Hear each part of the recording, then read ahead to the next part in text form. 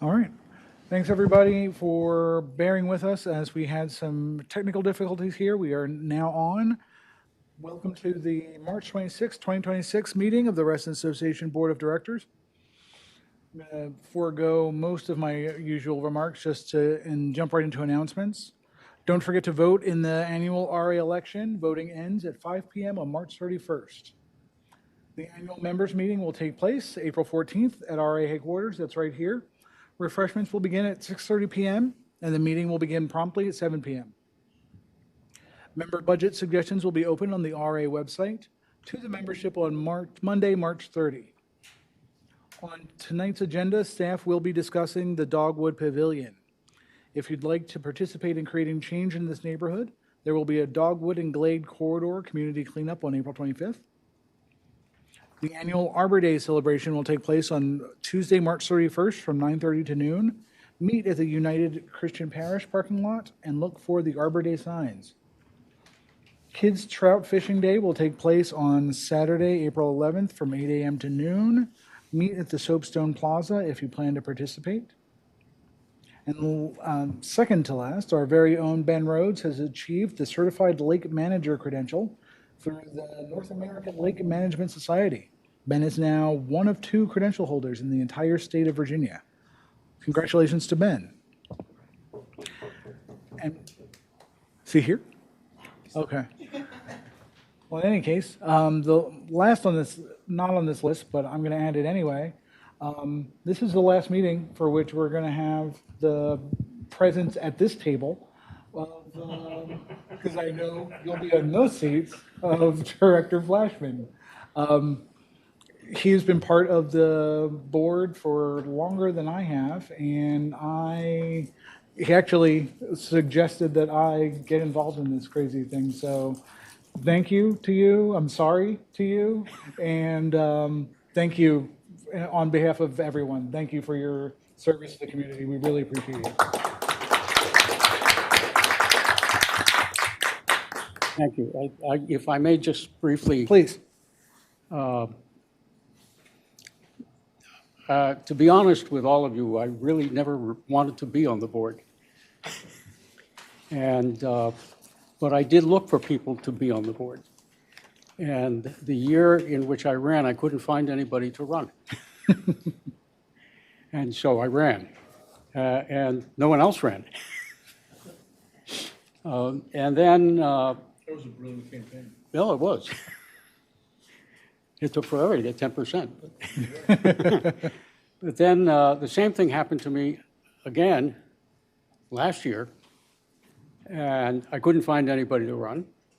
I didn't run, and I ended up staying on pursuant to the rules of the deed, which says that board members are elected for a term of 3 years and until their successors are elected. And since there was no successor elected, I was sentenced to another year. But I do want to thank all of you for your assistance in carrying through the obligations of a board member and working with you. I know that we haven't always shared the same points of view, but nevertheless, I did manage to get a few things done. And I thank you all for that. And so I wish you all well and success in your efforts as I go out the door. Thank you.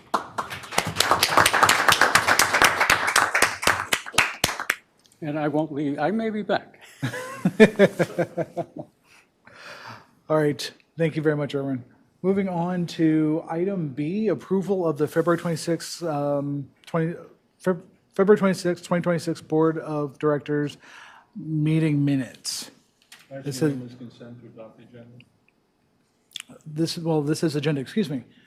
Unanimous consent. Any opposition to that? I see none. Let's move on. All right. Member comments.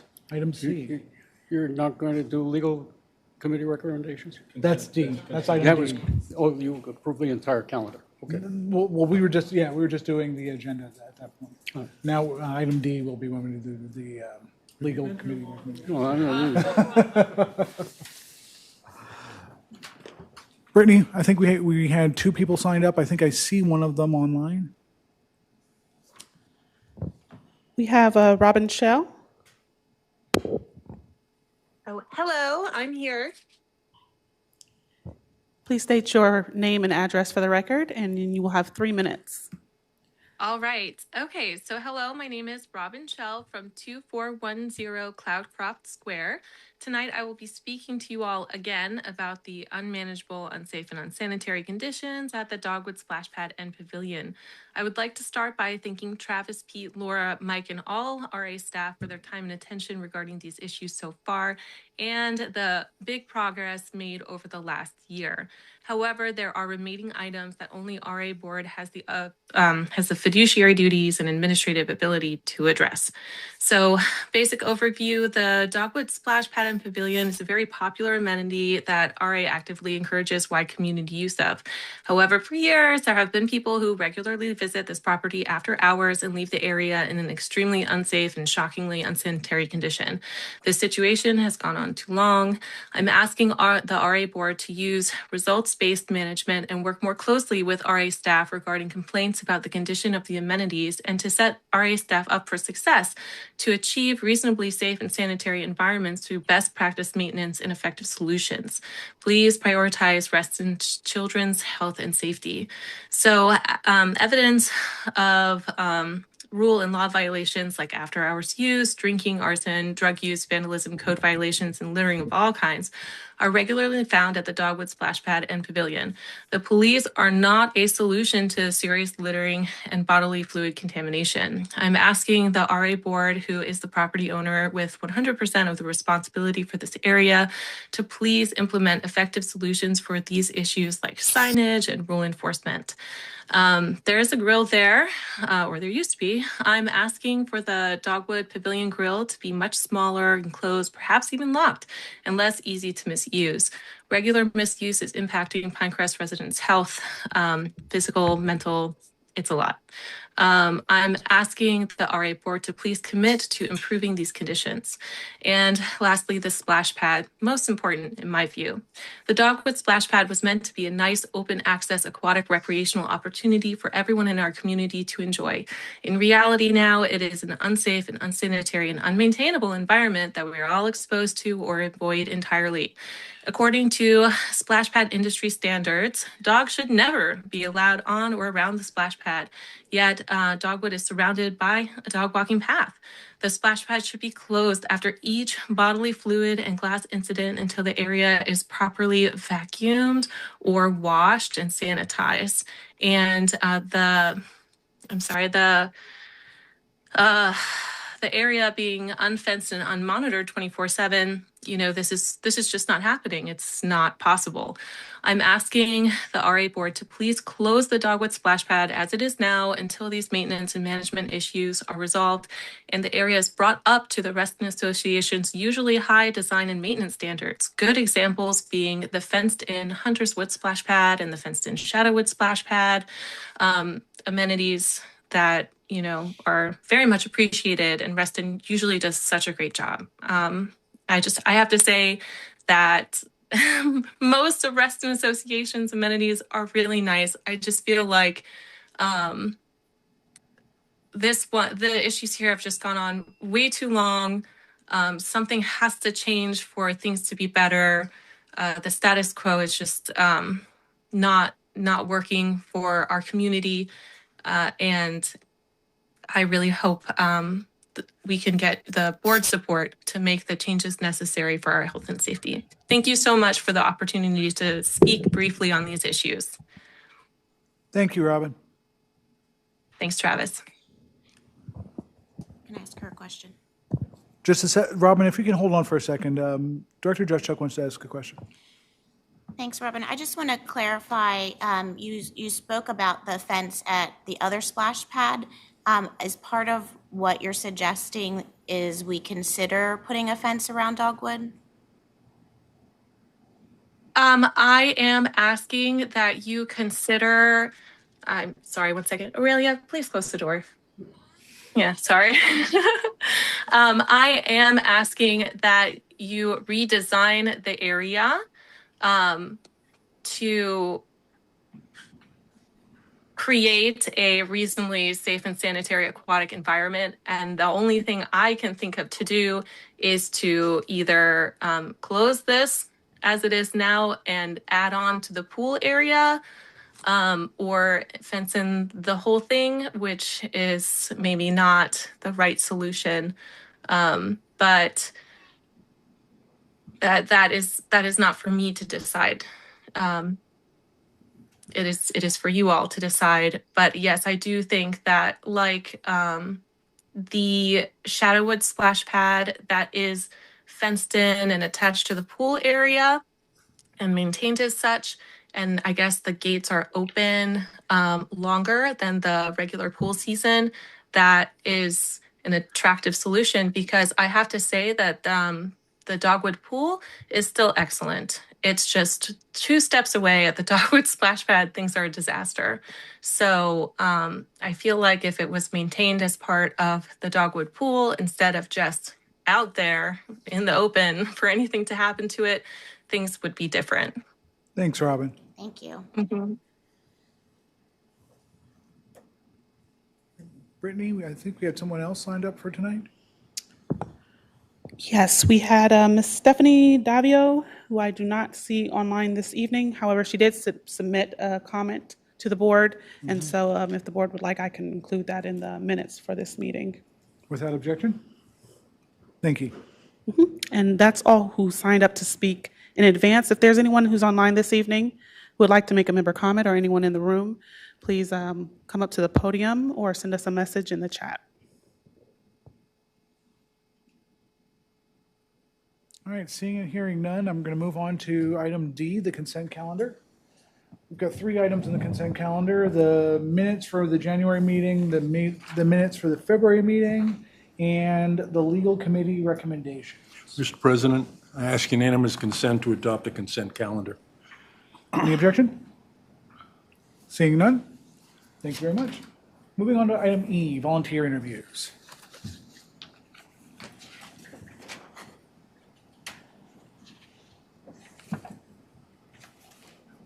First up, we have Eden Anderson. Please come up to the podium.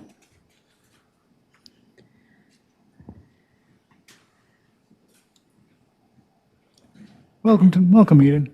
Hi everyone. I'm here to interview to be an associate member of the EAC.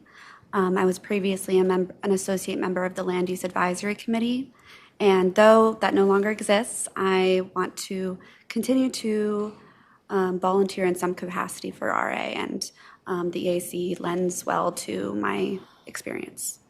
I currently work at Northern Virginia Soil and Water Conservation District, where I help manage a grant conservation assistance program that provides funds for stormwater management practices such as conservation landscaping.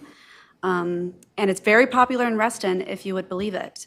And I've talked with Ben Rhodes about how I can streamline I can take over the goal of making a naturalized guidelines for naturalized landscapes in Reston Association, and how I can assist in contributing to the Reston Climate Action Plan and the stormwater management goals. Thank you. Does anyone have any questions? I just want to say real quick that you and I spoke at Winterfest last year, and I'm very glad to see that you're here to volunteer for EAC. So thank you very much for coming out.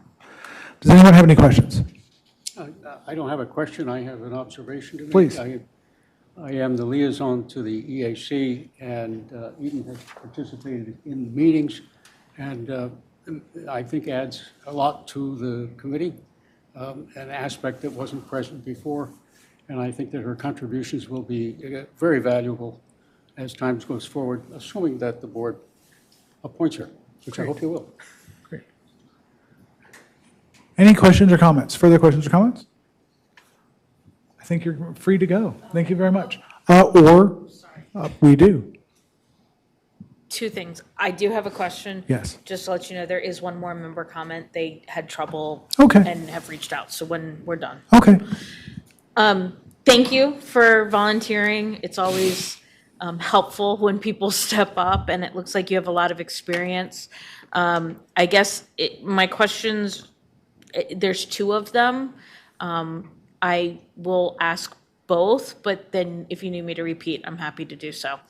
The first would be, you recognize that being a member of the EAC is an advisory committee, so you ultimately everything that you do advises us in how we move forward, and then we help assist with an approving of work plans for the EAC. I just want to make sure that you understand that dynamic. Yes. Okay.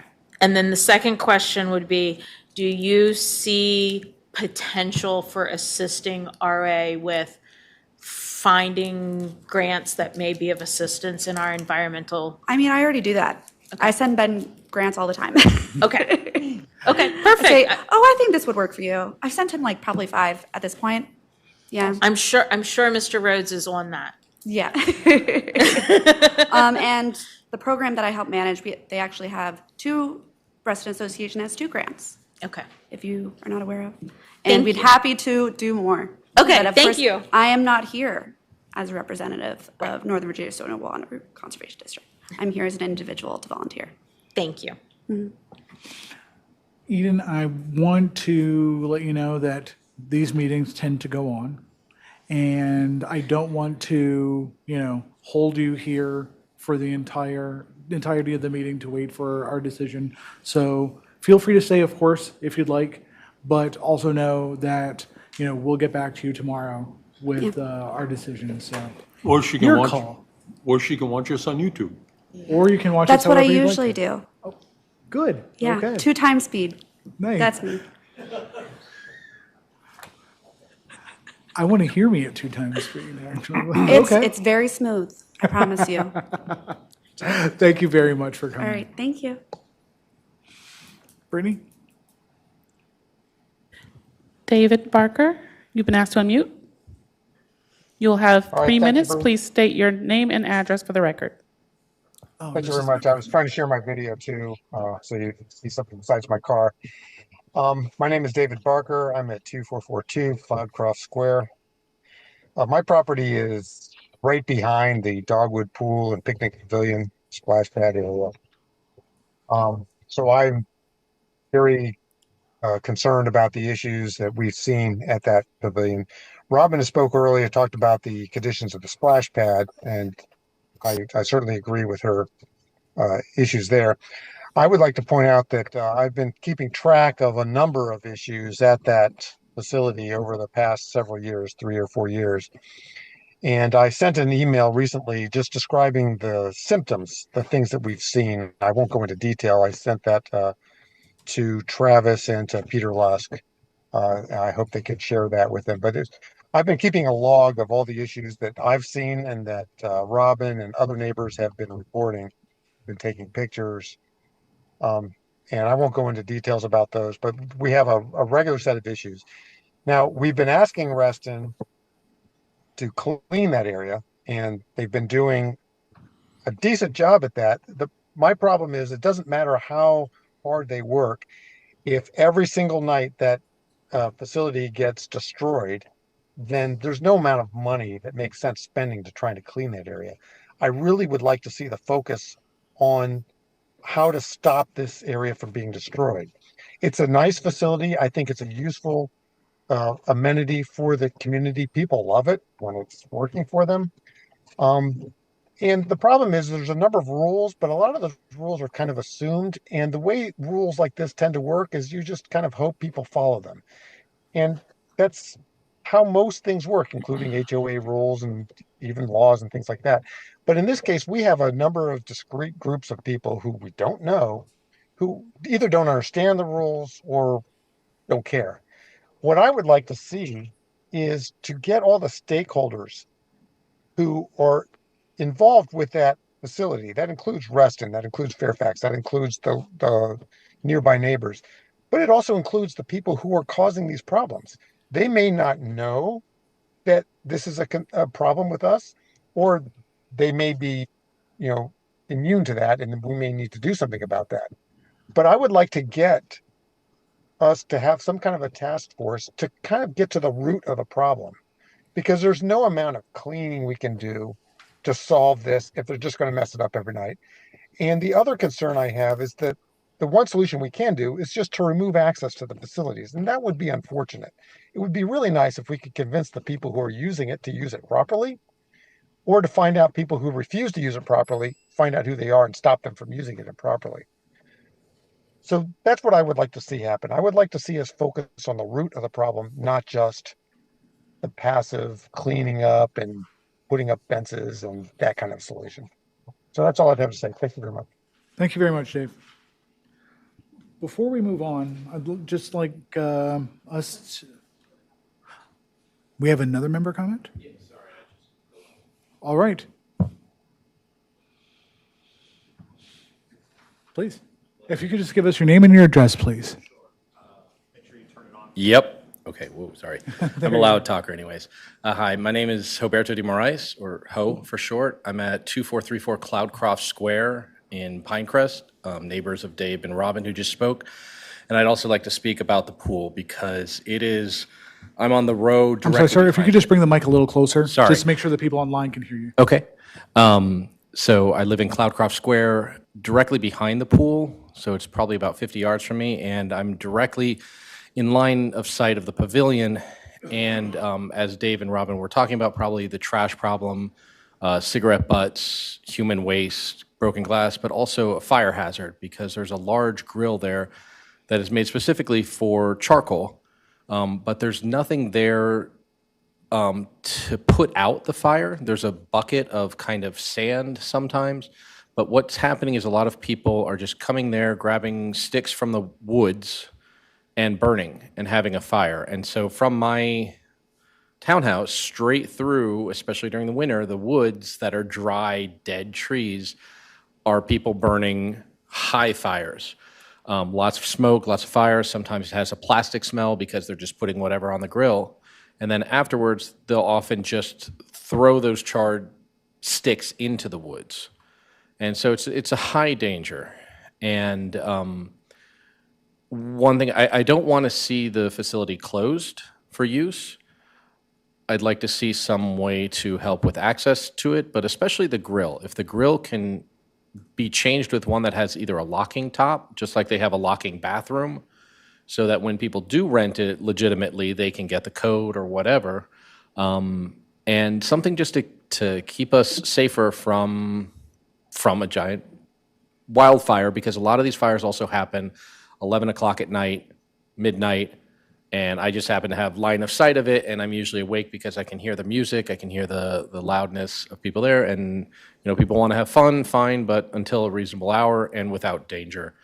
And also, in regards to the cigarette butts, one issue is there is no smoking there, but there's also no place for them to throw their cigarette butts. And so it just ends up on the ground, but then when the cleaning people come, all they do is leaf blower all of them off the concrete into the grass. And so it gets worse and worse and worse as the year goes on with cigarette butts, gum, again, human waste, broken glass. There was a fire problem where they were throwing beer bottles at the statue in the splash pad and burning it with something because it was entirely charred the next day. And yeah, basically that stuff. So thank you guys for looking into this. Thank you for keeping all the facilities running well. And we just hope this one issue can be resolved in a way that everybody can enjoy and keep that place. Thank you. Thank you for coming out. Do we have anyone else? Okay. Not that I want to limit people's speech. I'm glad that people are coming out to speak. But moving on to the next item, before we move on, actually, we have a guest here tonight who'd like to participate in our item K, the Assessments and Finance Resolution. It's actually the chair of the Fiscal Committee, Dave Kerr. So if we could, out. Yes. Do you still have 2 more volunteer interviews? I think we should finish those first. Thank you very much.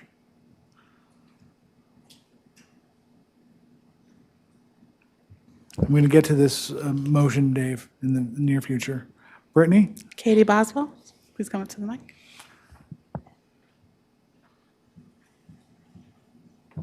I'm shorter and I can't be as loud. There? Okay. Hi, Katie Boswell, 2207 Cedar Cove Court. I'm currently on the Elections Committee as the vice chair, and I'm asking to re-up my, my committee position.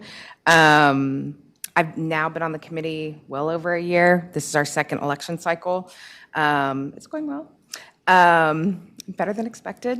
So, I know that there have been some questions about if I were moving. I know that that had been a topic before, which has kept me from, coming in and being able to do this, but I'm no longer moving at least until September. And even if we do move, we're going to keep our house in Reston because we plan on coming right back. So my husband's in New York working 3 days a week. We would like to not have as much travel back and forth.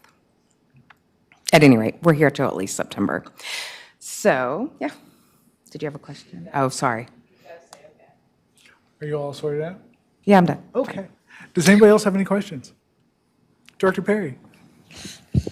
I try to follow the rules. I'm not very good at it. Neither am I.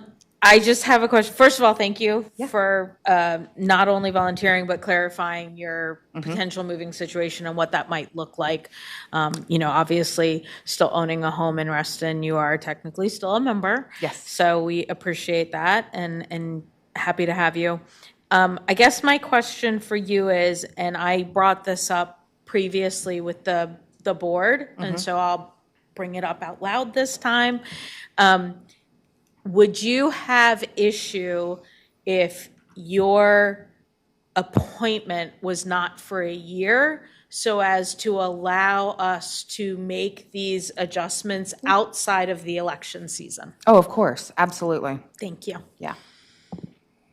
I actually think that they shouldn't be one-year appointments anyway. I think the longer you can keep people on committees, specifically like elections, where you can continue some of that institutional knowledge that goes forth. Not to mention, we've done a lot of cleanup work over the last 2 years, and so it would be nice if we could look at longer terms than just one-year terms. Director Mullenix? Yep. Hey, Katie. Hi. Given your recent experience and the recent election cycle experience, what's one improvement you think the committee should focus on before the next election cycle? Oh, that's a good one. So, I mean, we changed up our counting agent this year, and I think there are some things that we noticed specifically with folks being able to vote online. I think that from my vantage point, the population of Reston in some areas is aging, and so maybe the technical portion of voting we could make a little bit easier. I know that we had some comments from members when we did the question and answer session for the candidates, and there was a person that came up and said, there's a way for us to be able to sort of click on, if you have your email and you can click on the link, then it would automatically populate into the voting system so that it would actually know your number and all that, and you wouldn't have to do a cut and paste kind of thing. I think there are simple things like that we should look at and try to fix for next time.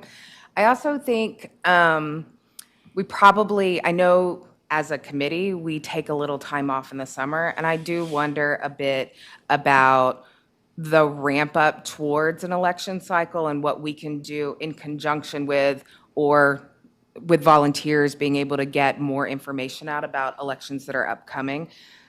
It's always better to have an election that doesn't have, that has some excitement and atmosphere to get people involved, unlike your election, unfortunately, where, we had to push to get to that 10%, but getting more folks involved is really important. And so I would like to look at some other pieces to get more people involved inside of Reston.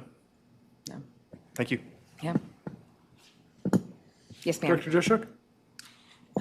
There is a list that the board shared with the elections committee.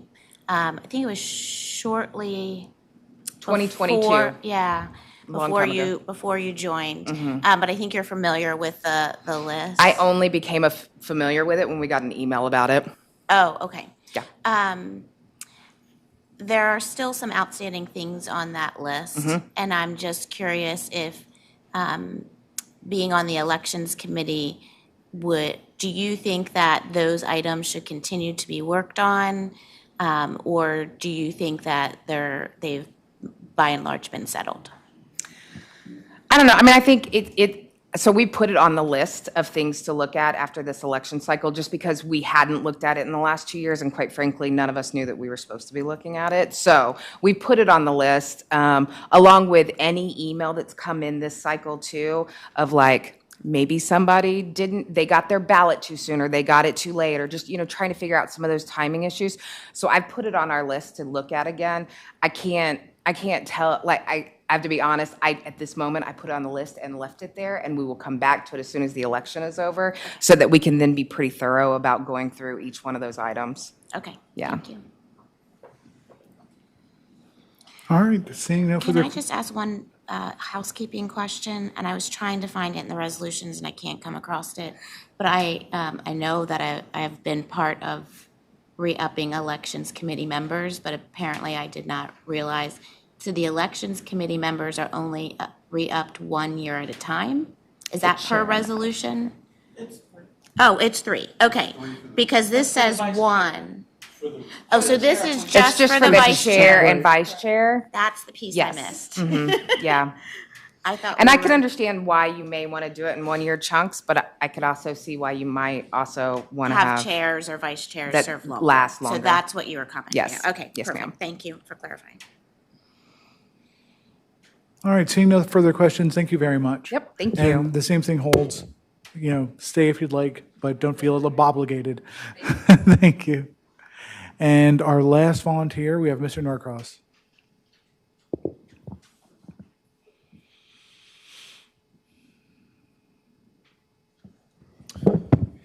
Good evening, everyone. Does that sound all right?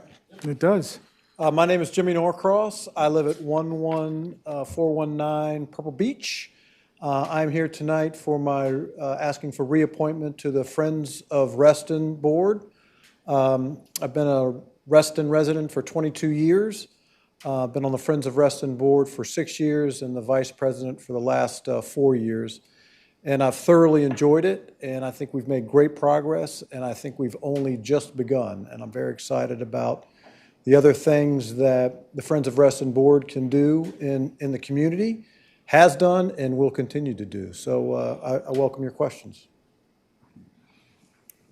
I don't have any questions, but I just, again, want to thank you for coming out to volunteer. Jimmy, having sat on that board with you for the past year, I have nothing but great things to say about the work that you and the board are doing and the work that Friends of Reston are doing. So thank you very much. Thank you, Travis. Thank you. Director Perry.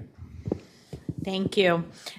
I am just curious. I think Friends of Reston does some wonderful things, and I'm very pleased to have you all partnering with Reston Association, the scholarships for swimming and camps and various other things you guys do. Has there been discussion, or perhaps it's something you all could think about, of making sure that your reach to the community is broader? And I ask this because I spoke with someone earlier today who said they would love to make, like a donation to Reston Association for things, but didn't know how. And so I pointed them in the Friends of Reston direction. And I'm just curious if that outreach piece is something that you guys have thought about or are doing. Yeah, it's been a very conscious effort over the last few years, and I think we've made great strides there. Our evening with friends back last month was sold out. We had a lot of people asking the same question about how to get involved, how to donate. So we have made a very conscious effort to try to get the word out, by going to things like Jazz Festival and things like that. So yeah, I mean, to getting our word out there, we changed our logo a little bit a couple years ago. But yeah, that's a big focus of ours because we are doing really good work, and I think it's important for us to get that good word out there and we want people to participate, not only as members of the board, but to help us in our mission as well. Thank you for the question. Anything else? Thank you very much, sir. Thank you. Same message for you. Don't feel obligated to stay, but feel free to stay if you'd like. Thank you so much. Thank you. Good Thank evening. you. And now I did want to, in the interest of being courteous to our guest, ask if we can, without objection, swap item N with item I on the agenda. So that would be Committee's Resolution 4 with the Walnut Branch Road hearing. Any objection? May I ask a question? Sure. You wouldn't want to move it before the parking lot, which may take some time?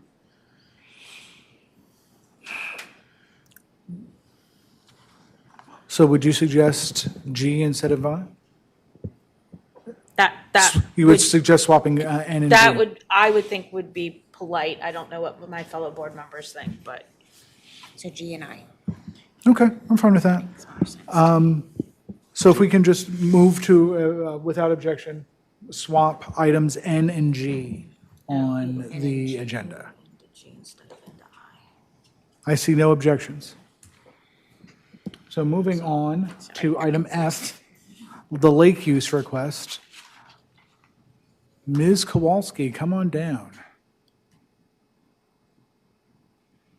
Really need to start playing the Price is Right music as you run.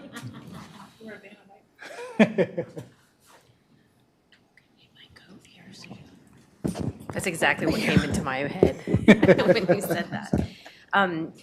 So I'm here to present just briefly. It's already included in your packet. This is something that's come up on an annual basis for many years. Unfortunately, Jeff was not able to be here today. So I'm just here to hopefully answer any questions that you may have for approval for the Kiwanis event on February 6th, 2027. I do want to mention that unfortunately it didn't happen this year. The event, the ice was too thick, and to be able to cut that safely, it was decided that we would not move forward with that. That was a joint decision. So what we are going to do this next year is, if you all approve, is build in a backup date. So in the event that that does happen, we can move forward. Questions? Okay. Thank you very much. Mr. President, Yes. I'd ask Yeah, unanimous turn on the approval. mic. I ask the board to grant unanimous approval for the lake use request submitted by Kiwanis for the use of Lake Ann on Saturday, February 6, 2027, to host the fourth annual Kiwanis Polar Dip in accordance with the Common Area Rules and Regulation Resolution Number 2. And the backup date would be, I think it's February 27th. with the backup date of February 27th. Sorry, I'd like to clarify that. It's actually 20th. February 20th, Oh, 20th, I'm sorry. 2027. It's quite all right. There's a 27 Did there you make a somewhere. motion or did you ask for? I ask unanimous consent. Okay. Any objections? I see none. Thank you very much. Thank you all. And now, Now, item N. Item N, Mr. Vroom. Okay, thank you. So this is about committees, resolution for board committees. And the fiscal committee has been working for probably over a year at this point on a revision to this.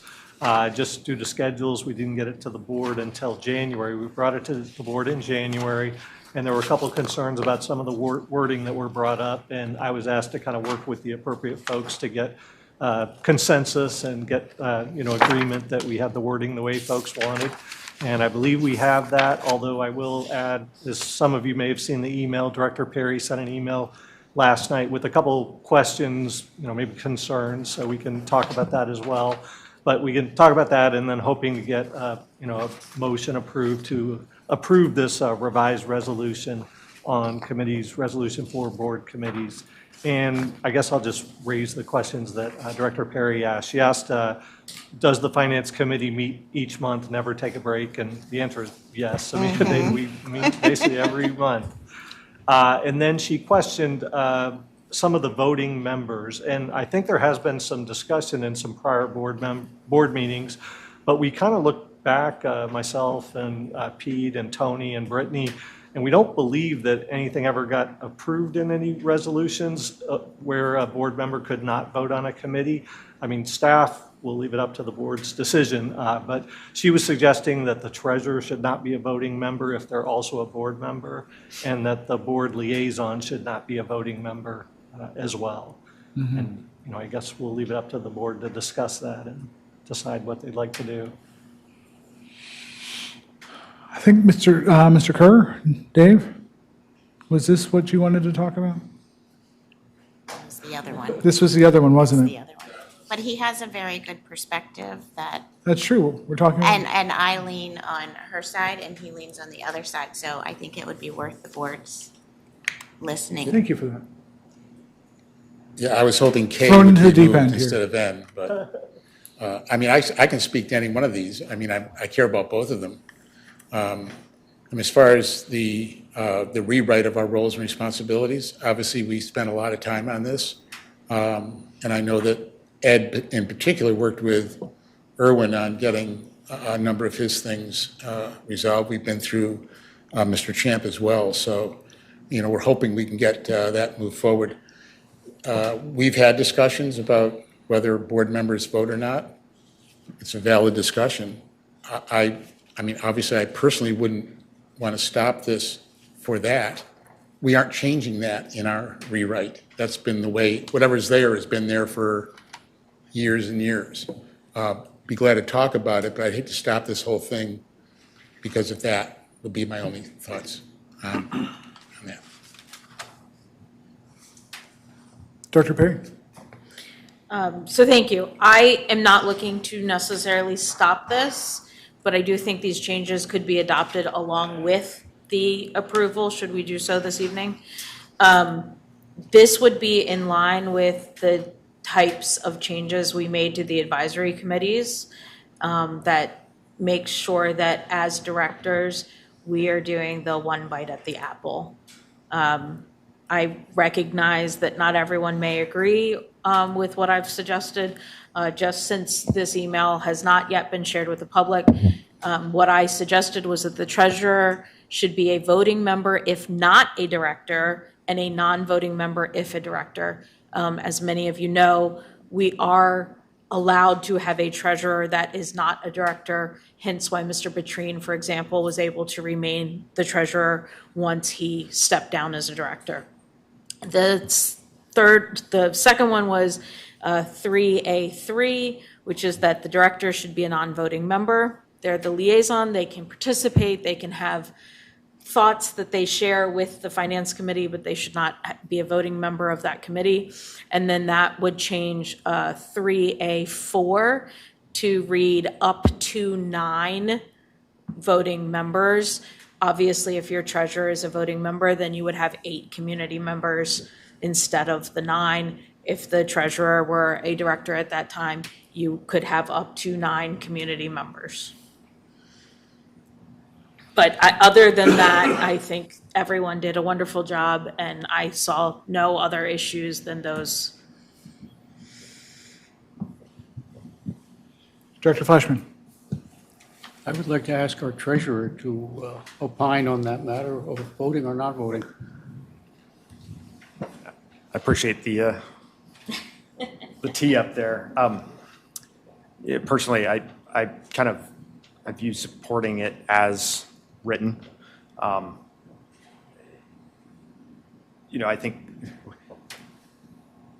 one, we often struggle to get enough volunteers, and so having a full committee of N number, which includes the treasurer, as voting members, allows us more easily to achieve a full committee.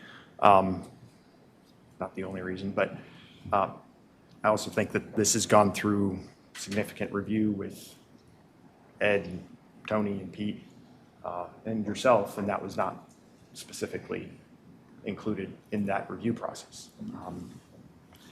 So I'm in the camp to approve it as is. Director Flashman, go ahead. I also share your opinion. I think that it's important that the treasurer be a voting member of the, what is now to be called the Finance Committee. And it is part of the essential role that the treasurer plays. And I think because of that, in his role as a treasurer, he should be voting in the Finance Committee. So I would support leaving it as it is. Can I add maybe one more comment? It's also, the Finance Committee is bringing things to the board. So yes, in a certain sense, I can see the point about a second bite at the apple, but it doesn't, it's like seconding a motion. It doesn't necessarily mean that you would vote again in the same way. You're bringing it to the board as part of that initial action, but you could change your mind. I could vote a different way depending on the discussion at the board level versus at the finance May I committee ask level. one question? Yes. For either of you. You have both stated that your support of the treasurer being a voting member at all times regardless. However, neither of you have spoken to 3A3, which is that the second director appointed to that committee be a voting member.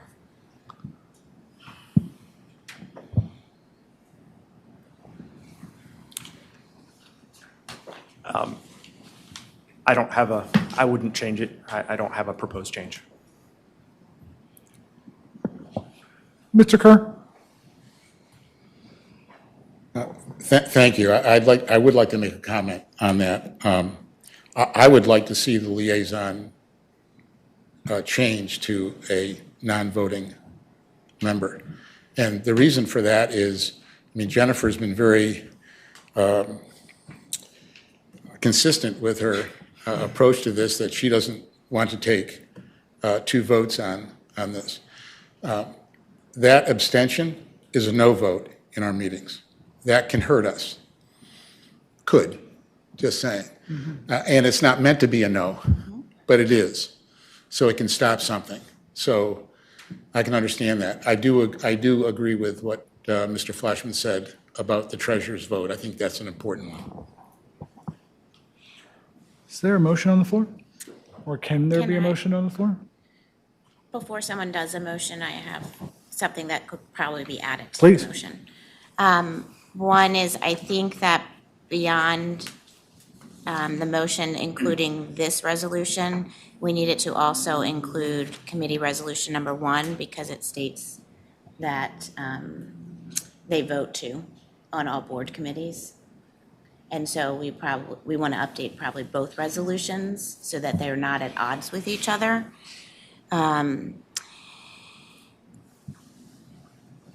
Where I as Mr. Kerr said, I vote consistently to abstain unless the fiscal committee is all agreeing, and then I vote yes so that they can say they have unanimous consent. But the reason why I am on the fence on it is because it has gone swimmingly well for multiple years now, where it really didn't matter what the treasurer's vote was or what the fiscal liaison's vote was, because the committee has been working so well together that they tend to come to an agreement even if someone throws a motion, and they'll kind of just work their way towards unanimous consent almost 100% of the time. But there was definitely a time when there were fiscal concerns by members in Reston, and it was very contentious. And it did make a difference if someone that was on the board that also sat on fiscal, it would make the difference as to whether a recommendation would or would not come to the board.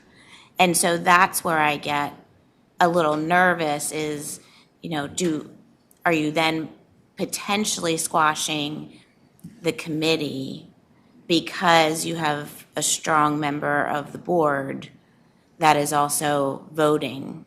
On the flip side of that, the fiscal committee is a board committee, So it is a little bit different.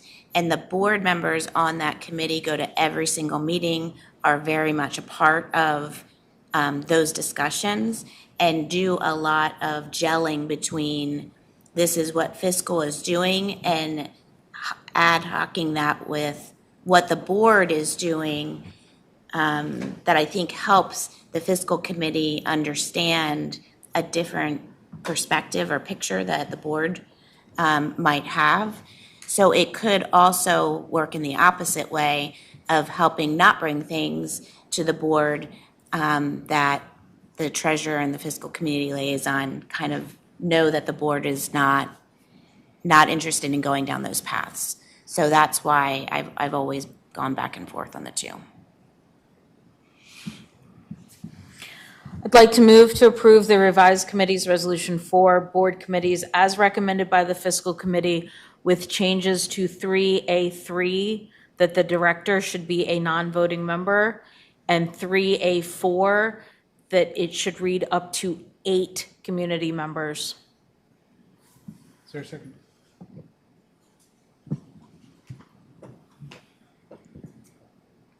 Second.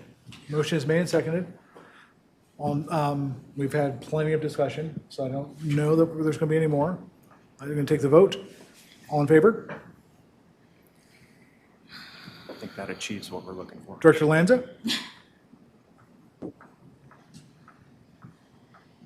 Director Lanza? Yes. Are you, we're doing all in favor on this particular motion. Did you give the motion? Yeah, it's as amended per Margaret's email. Yes. No, it's not. As amended to read 3A3, the director should be a non-voting member, and 3A4, it should read up to 8 community members. So the treasurer portion remains unchanged. Correct. I vote in favor. Okay. It's 2 in favor? It's 3 in favor. 3. Who else was in favor? Did you? Okay. I will vote in favor. That's 4 in favor. I will vote for it. That's 5 in favor.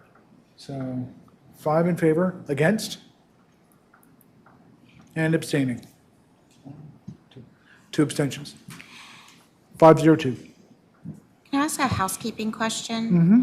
By changing it from 9 to 8, does that then mean the fiscal liaison is not counted towards quorum? Just because the fiscal committee liaison is a ex officio member, non-voting ex officio member, they still count for quorum. Okay, so they'll count towards quorum but not vote. Correct. Okay. And then I would, if you could help us figure out if then resolution 1 needs to be switched, so maybe we can take it up at a future meeting. Sure. That would be really helpful. Mm-hmm. Because I don't know now that it's half and half, what to do with it. Okay. So I'm also going to ask the board, since we're now on these fiscal items and we've got Mr. Kerr still here, if we can just move item K up to next on the agenda. See no objections, K or? item K. It's another fiscal resolution. It's the one about the reserve. Yeah. And I apologize to Mr. Kerr. There was a bit of a miscommunication between myself and the acting CEO when we discussed this, so I apologize. So we've got you, and if you'd like to make your statement, please feel free. Sure, and thank you very much for making this accommodation. I appreciate it. I sent a note out to the board earlier this week, trying to give you kind of a summary. We are spending a lot of time on this, on our capital funding resolution. We know that we have to come up with something since we have repealed the old one. So these things take a while. Just we aren't purposely dragging our feet, okay? The last one has been in place for over 10 years, And we certainly want to write something that is in place for many more years to come and not something you deal with every year or every other year. So we take a little extra time to worry about what it means to do these kinds of changes. So there are three areas that we're going to focus on. I'll go over them real quick because Ed's going to give you, I think, a better overview of them. One is going to flat funding, and really that's an offshoot of the working group that took place last summer and worked through a bunch of this, and we came up with saying, hey, instead of a 10-year average that's different every single year, let's look at that CIP, stuff we know we're going to do, and make that 10 years, just take the average and use it every year. Okay, and that was kind of what came out of that, and the fiscal committee supported that, and think that's a good idea. But we want feedback, obviously, from the whole board before we go much further on that. The second thing was something that was going to arrange when we talk about how much we should ever have, because all we've ever done in the past is a minimum balance. You know, kind of like, don't ever go below this number. You can't, you know, you must keep all. Not the way to run things, okay? You know, you ought to have a range, and that, by the way, the bottom of that range shouldn't be, don't ever touch this number, okay? It's funds that are out there, and if there's a good cause, there's a good cause, and we would respect the staff, the fiscal committee, and the board to understand when they have to change that. So, but a range would give staff in particular, okay, the opportunity to move around and not worry so much about a particular number, okay, but in a range. And the third thing was, we need to address what happens to our reserve balance on an annual basis. Many of the people on the board now know that we've gone years without ever adjusting our capital reserves, and those reserves have grown, and then all of a sudden one year we make $1 million adjustment.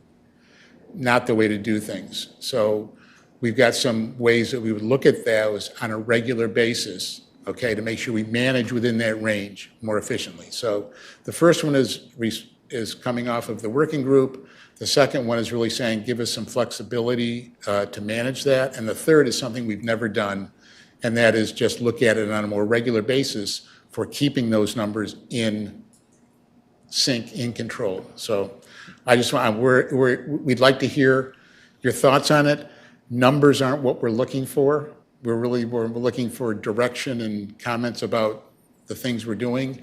And then we're going to take those back, spend a couple more meetings on that, work through a lot of numbers, and hopefully come back to you in a few months with a written resolution that we think could last for quite a few years into the future. Thank you, Mr. Kerr. Mr. Vroom? Okay, so this was in the packet. I don't know if we want to try and bring up the slide, Brittany, but I believe it starts on page 107 in the packet, basically. But there's one slide that kind of says the purpose for tonight's discussion, to discuss kind of 1, 2, and 3, and I'll hit these briefly because there's another slide that talks to each one. But number 1 is the flat annual funding model, as Dave was talking about, kind of based on the 10-year CIP and reviewed every 5 years. Then having a reserve target range. And we have some numbers in here, but really the numbers have not been agreed upon by the Finance Committee yet. We're still kind of debating what we're recommending for a low and upper end of the range. So tonight it's more just the concept. You agree that it would be good to have a range with a kind of lower target amount and an upper target amount versus just having the minimum balance. And then having a way to manage the reserve. So those are kind of the three things. But then the next slide kind of goes one at a time. So first is the flat annual funding model. And as Dave mentioned, it kind of follows from last year's capital working group that included some members from the board and the finance committee and staff. And we basically came up with the idea of, we looked at other options, but closed on the idea of a flat funding model, gives more stability to the assessment. And it's based on the 10-year CIP, which was developed kind of initially from the reserve study, but then informed by the condition assessments that were done last year. So that made a big difference, and also just additional staff analysis. So, you know, Pete, working with the team, we came up with a good 10-year CIP, and it was kind of based on that. And we have a built-in review cycle. The idea would be that we'd update this every 5 years kind of after the reserve study. But one lesson learned, I think, at least for myself, is I wouldn't plan to use the reserve study in the year we get it, because we kind of ran into that last time, that the reserve study was really high for the 10-year average, and it really spiked up the 10-year average. I think we need a little time to digest it, maybe do condition assessments and other analysis, and use it the following year. So like the next reserve study would be in 29, doing them every 5 years, and it'd really be in 2030. I'd suggest that we would relook at what the flat funding model should be. And another thing about the flat funding is, we're kind of looking at it as a flat funding, but if you recall, we kind of ramped up, or feathered in was another term we used for it. So to try and keep, not too much pressure on the assessment, we didn't go to that number all in 1 year. So we're still recommending that. So that's kind of, the first thing is the flat funding. I don't know, do we want to take questions and opinion after each one, or you want me to hit all three first? I'm open to either. Who's got a question? All right, I'll go to the next one. So having the target range, and there was a slide there, and I've done a forecast working with the committee, and at the end of 2025, we ended up with a capital reserve of just over $5 million. And our projection, and it does depend somewhat on like the stock market, our investment earnings, and an assumption there, which isn't doing great so far this year. But we're estimating that it'll end up similar at the end of 2026, about 5 million, but it'll drop more than $1 million in 2027, because as Pete has talked about before, for Lake Newport Tennis, we have the demolition late this year, not very much money, but then the rebuild next year, which is a lot. So because of that, primarily, the capital reserve would come down by over $1 million next year. And then it would kind of stay fairly steady in the upper 3 million range. So 5 to 3.75 million. So that's kind of the range we've been looking at. But as I mentioned, the Finance Committee hasn't closed yet on what they'd recommend for kind of the lower end of the range and the upper end of the range. But the idea was, instead of having a minimum balance of 110% of the 10-year average, that it would be a range with a kind of lower bound and upper bound. And as Dave said, it wouldn't be like hard and fast that you could never go below the lower target or above the upper target, but you'd at least have that target range, and we'd have a way to manage that throughout the budget process primarily, and decide where we need to make an adjustments to keep it within that range. And then the third part was to manage the reserve. And previously we haven't really had a process for that. It sort of gets looked at as part of the budget. We've done offsets some years, but there hasn't really been a strategy for it. But this would be, we look at the reserve every month basically with the Finance Committee when we do the results year to date, compare it to the budget. And last year, we look at it at least once a quarter periodically here in the board meetings as well. But we do look at it on a monthly basis, and if needed, or if we desire to, we could suggest a change mid-year that the committee and staff might recommend and the board would approve. But primarily, we do it as part of the budget process. Part of the draft budget and final budget would include kind of recommendations for any actions we should do because the reserve maybe is getting too low or getting too high. And another point, I think Dave sort of mentioned it, but in the past, the reserve got really high at times. This was a few years ago, but it was because sometimes there'd be investment earnings and canceled projects and project variance where things came in under budget, and that balance would get, really high. And it's good to have money, but we don't want it to get excessively high, so we want to manage that through the budget process primarily. So that's kind of the third part of the proposal. Excuse me. And so next step would be to get, kind of any feedback on that. And again, not focusing on numbers. And the next step is the committee would work with staff and we'd come up with an actual revised resolution for you to take a look at. But before we went to that step, we wanted sort of some feedback to see if we're on the right track or any, ideas you have or suggestions or questions. So maybe first on kind of the flat funding, which we did talk about some last year and went with that, but any questions or comments on that? Director Fleshman? My understanding is that the fund is fed by the interest or the earnings, or the capital gains or interest or whatever, that is just as it is earned is transferred into that fund. Is that correct? Or it is kept in the fund. Kept in the fund's a better word for rephrase it, right. Is there any part of a resolution that requires that it be kept in the fund? The resolution does say that all the funds would be kept in the RRF fund, but, I mean, the board can choose to move it, but generally, it's supposed to be kept there, yes. So that's why the fund has grown as much as it has. Right. Because, I mean, originally, the RRF fund was invested at $2.5 million back in 2014, and through investment earnings, it's up to, 5 million or whatever now. So, Okay. and it has been kept there, but, part of this managing the reserve is we'd be looking at that target and, we'd make a recommendation to the board and the board would approve, what we might want to do with that. We might do an offset. We've kind of done some offsets in the past, including this year. We did 500,000. But you might call it an offset due to canceled projects or project variance or investment earnings. So that could be recommended and, the board could approve that, yes. Thank you.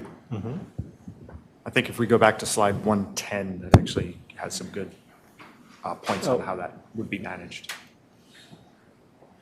Director Perry, you had questions?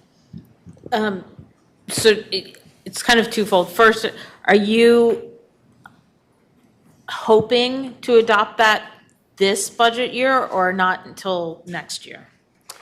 Well, so it'll be in the budget one way or the other this year. I mean, but what we're really hoping to do is get a revised Resolution 3 because it was repealed. Right. So, we have an action to bring back to the board a revised Resolution 3, and we're hoping to get that done before the budget process, but then, would feed into the budget. Okay. But kind of whether or not we have a new Resolution 3, of course, we'd have to do something for the budget one way or the other. And, last year we did kind of use the flat funding model feathered in, and, we probably continue to do that. Okay. And then one of the things you mentioned was potentially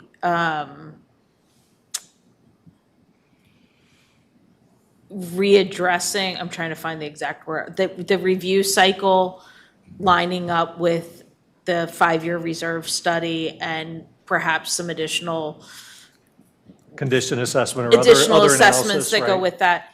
And of course, because of that current 5-year cycle, that actually falls 4 years from now, not 5 years from now. Right. So just when writing that resolution, I think we need to be cognizant of if we write it as 5-year period, we technically have pigeon-toed ourselves into 5 years from when that resolution is Right. signed, not 5 years from when you're actually looking. Right. So I just want to make sure that we're cognizant of that in how we write that. Okay.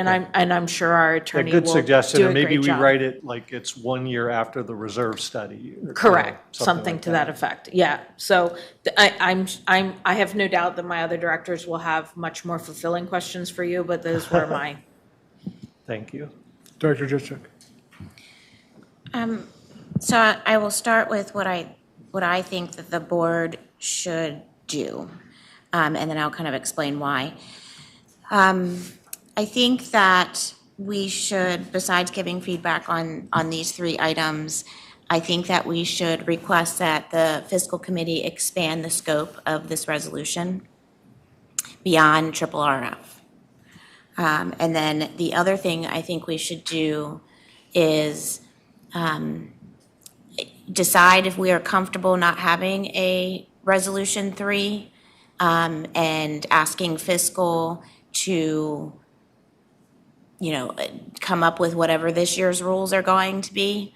And maybe we all agree between staff and the board and fiscal what those rules are going to be for the 2027 budget. But the reason why I would say I think we have to take this multiple step process is for the same reason I've heard some of my fellow directors kind of ask questions. There's not a lot of certainty, and there hasn't been a lot of certainty on definitions of things when it comes to our funding models. And so what I feel like happens is sometimes you'll get a board to sway one direction because those definitions and those lines are unclear, right? It's unclear what we might use the stream and wetlands, funding for. There are rules that are in it, and I think those rules should be somewhere where we can all access them. I also hear a lot, excuse me, about triple RF. Like if we have too much money in triple RF, we should spend it to create new or better improvements to our facilities. Well, triple RF, when it was formed, its intention was only to maintain what we currently have. And so I would suggest that the fiscal committee and staff, when you're writing this resolution, I think it needs to look a lot more like our conflict of interest resolution, where there's like 2 pages of definitions.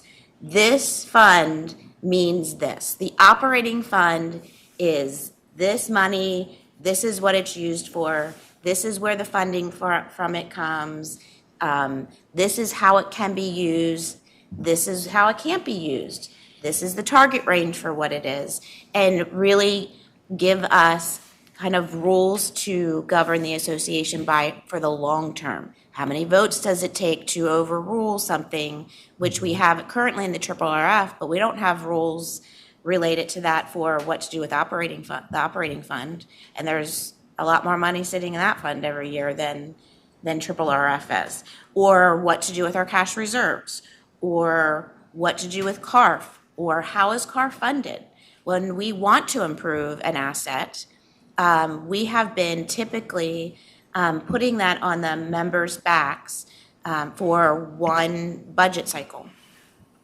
And that asset that we're improving is probably going to last 20 or 30 years. So have we really thought about how we fund each of these funds and how we use each of the funds? And that goes for the funds that we have less wiggle room of, and there are rules for, but they're not apparent to board members on a regular basis, like the stream and wetlands fund and the CAP fund. So I would like to see us expand this resolution out and maybe come up with some guiding principles we use for 2027 budget just for triple RF. I am, as far as the 3 items, I'm not against a flat funding model. I agree with Director Perry, like we need to decide when that starts and when it ends. But I would encourage the fiscal committee to think about the 10-year CIP, because what's going to happen, and I've seen it many times, is every time we get to that 5 years, the board is going to like suck the life out of a board meeting by arguing over whether something should be in the CIP in year 9 or year 10 and try to get it out or in order to mess with the flat funding model. And so I'm hesitant only from that perspective with the flat funding model because, a board deciding what's going to happen 11 years from now is crazy. I love the concept of a target range that we haven't had before instead of one number. But again, we need definitions like when is that reviewed? Exactly. Is it before? Is it during? Is it after the budget cycle? When do these things occur? Because if not, then people will argue, well, it was above 5 million in May, but as our CFO said, next year it's going to go down by $1 million. So we need those rules in place in order to govern a target range. And I also would love to see that investments is included somewhere in that target range definition, because we haven't had it before. What role does investments play in that? And then the third one I completely agree with, but I would again like to expand those management protocols and really write them out. So thank you for, and if the board is amenable after everyone else comments, I'm happy to do a motion. I don't think the intent of this was to do a motion tonight. But as I said in the beginning of my comments, what I would like to see us do is expand expand what we're asking fiscal to do. Oh, I see. Which is not just triple RF, but expand this resolution to include all of our funding. I see. And the second thing was to see if they have a recommendation for us on, if we don't have a resolution this year, what do we do for 2027? Dr. Farrell? Rick No. DeSantis joined us. I know, but you're on my list next. I'm going to try to stay in order. There we go. Okay, I'm happy to yield to either of those two. I'm sure you are.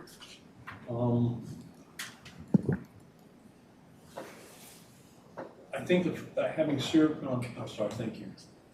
Having served on the capital working group, I believe that the flat funding model that was adopted by the board when it adopted the CIP should be pursued at least through 2029, when the reserve study will be done again, and maybe even through 2030 to give us the opportunity to do site assessments on those properties that are identified in a reserve study as needing attention. I think that answers question 1 and 2, at least in this. I am not in favor of a capital range, and I am informed on that by my conversations with former Treasurer John Higgins, who was the treasurer when that money was set aside.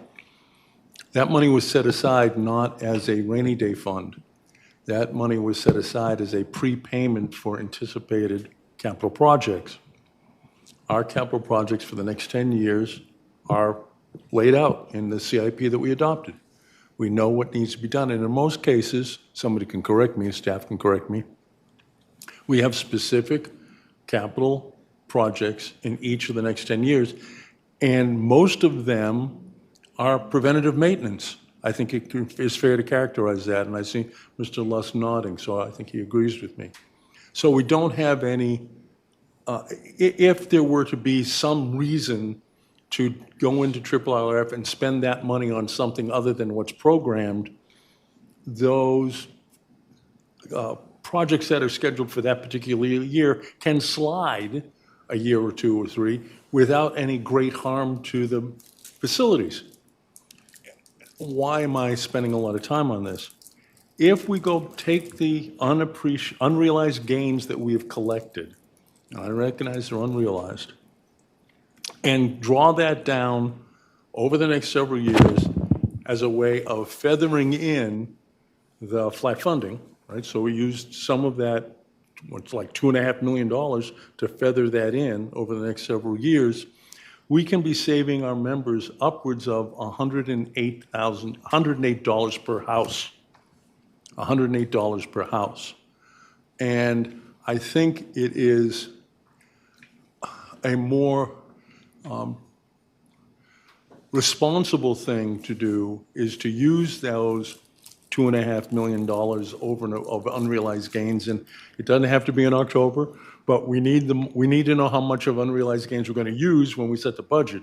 So it needs to be sometime before the budget gets set. Doesn't have to be October, it could be August. I'm not trying to lock anybody in on market timing. I'm trying to avoid that, but we do have to have a knowledge of how much we're going to use so we can set the budget, because whatever we don't use the unrealized gains for needs to be in the assessment. So I think that we can do that, and in so doing, hold the assessment down slowly over time, feather it up so that we are actually 100% funding the CIP expenses out of the assessments. Whether that number is $2.5 million, I think we could draw it down completely and we would be fine. But others may have a different view. I believe that unrealized gain of $2.5 million over and above the $2.5 million that was originally put in that fund belongs to the membership and ought to be used in order to soften the blow to the membership in the terms of assessment increases. Those are my thoughts on this exercise. Director Santa.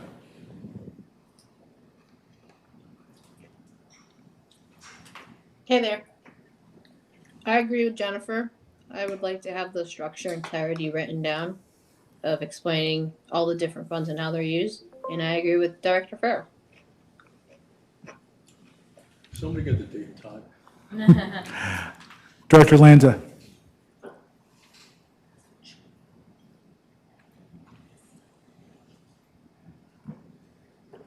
Director Lanza. All right, we'll come back to you. Director Perry, did I see your hand go up again? Yes, I wanted to clarify and to ask staff a question. So I'd like to clarify with Director Farrell. You said that based on the math you provided this evening, that it would save our members $108. And I want to clarify that that is $108 over a number of years, not in one annual assessment. That's correct. Okay, I want to make sure that's very clear to our members, that that number is not. Mr. President, may I? I would not recommend using it as a one-time whack. Thank you. Okay? But you'll recall that this year we did not fully fund the CIP out of the assessments. Ultimately, that's the plan, is to fully fund CIP out of the assessments. I believe we can be using the unrealized gains effectively to feather in that full funding. I appreciate that. I know that sometimes people hear a wonderful number and they don't catch the part that says over years. Mr. President, I thank Director for enabling me to clarify. Thank you. And then my question to staff is, obviously there is a minimum target that is being considered here. And I just want to confirm, are we suggesting that that minimum cushion would be, for example, a cataclysmic failure of one of our pools, or heaven forbid, something more detrimental to RA, such as fixing a dam or something like that? And therefore being careful of how we tear down these numbers so that we don't have to assess special assessments to our members in the future. Yeah, I mean, I would say the reason we maintain reserves is kind of twofold. One is for those unexpected events that might occur in the next few years if something unexpected happened. But the other thing is, even though we don't have a pool that looks like it needs to be replaced in the real near future, we know that we have, $200 million worth of assets, 12 pools that haven't been replaced ever or for a long time. So, eventually we're going to need to spend some larger dollars. So it is to reduce any, assessment impact in those years when we eventually need it. I know there's differing opinions on that, but I think that's the idea partly of maintaining reserve, is for those out years when you probably will need more spending to not have a big assessment hit all at once. At least that's my opinion of reserves. I don't know. Mr. Kerr or anyone else has other opinions? I think I saw Treasurer Mullenix. Yeah, I do have some thoughts, but I did first want to invite Mr. Kerr back up to the podium if he's got some thoughts. This is a much longer discussion than you got time for tonight. I mean, I can't answer. I mean, I've got a lot to say about what John had to say, okay? There isn't enough time tonight to do that. That's fair. I'm not trying to not talk to it, but it's a lot to talk about, and there ought to be separate meetings, and we'll have meetings on that. I mean, we're going to take this feedback back to our team and talk about it. But it's too much I think, to get to any. We can talk about it tonight. You won't get to any answers tonight, I don't think, but it's too big a topic, I think. Could we encourage our members to join in on those fiscal committees and watch those meetings, perchance? Our meetings are all on Zoom, and we also have them here. They're welcome to come in person. Director Mullenix. Yeah, just a couple comments. I agree with Director Juszczyk on the definitions. I think it is incredibly important to have that clear set of definitions in there. So I would add that to the three pillars that have been laid out by the fiscal committee in the presentation tonight. I think what the fiscal committee has laid out has been thoroughly discussed, intentionally discussed, has been worked with staff, is a good framework for us to start. I think good discussion tonight, but I'd like to encourage them to continue going and that this board signal its support for them to continue going. That said, I would like to speak to the reserve balance and having those available dollars, a larger balance.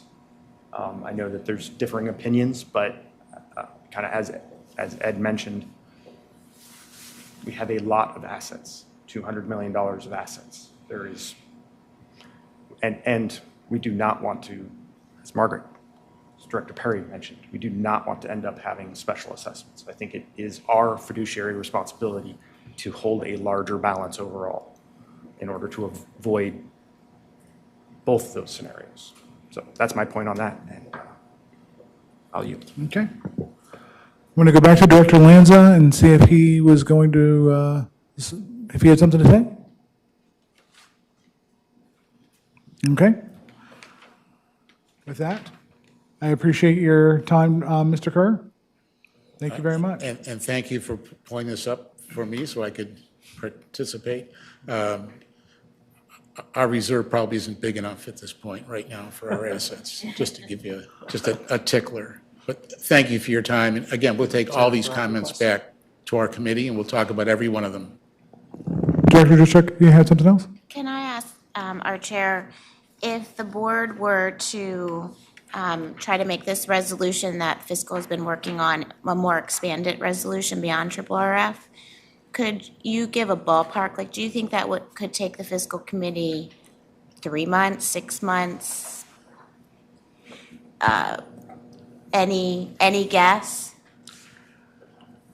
Because I'm going to put it in my motion, and I'm happy to, like, if you don't get to it by whatever that date, magical date is, the board can always change its mind, but I'd like to put in a date that you think might work. Our intention is already to be RRF and CARF combined. When I say combined, meaning cover both of them, okay, and not just one of them, okay? All capital. As far as extend that to operating, I guess I'd have to learn more about what the problems are with operating. We have an operating cash policy that we put in place a year and a half ago, for the organization that I think helps with that. So I'm not sure what to do on the operating side per se. I'd have to learn more, but we are going to cover both the capital areas in what we do now. And we do have a number for 27. I mean, there is a budget for 27. I'm not sure we have to do a lot of real hard work to make our budget. I mean, if we happen to miss, but anyway, if we knew more about that, I don't know where we would fall short on that right now.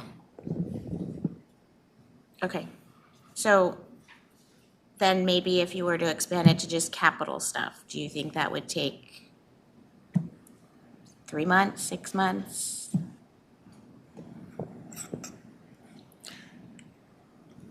Next year's committee work, like?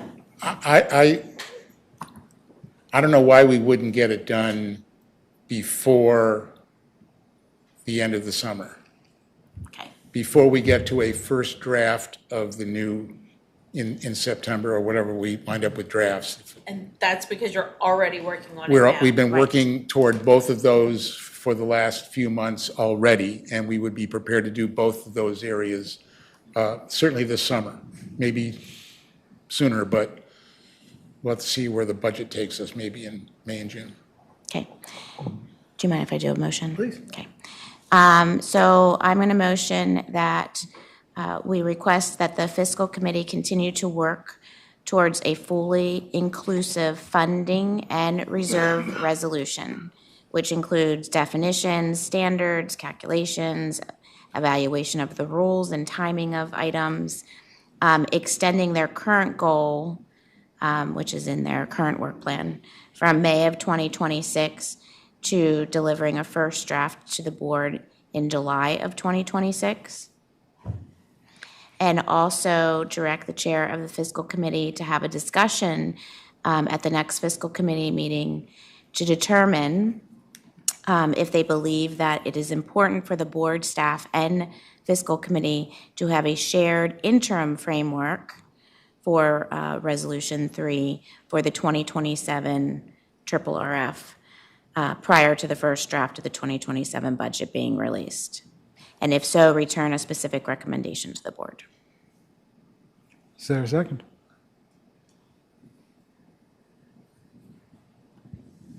I see no second. Second.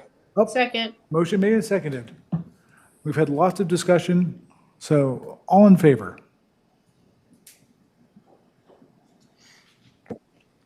One, In favor? two, Three. three in favor. Thanks, Director Santa. Against? And abstaining. You guys actually have to vote.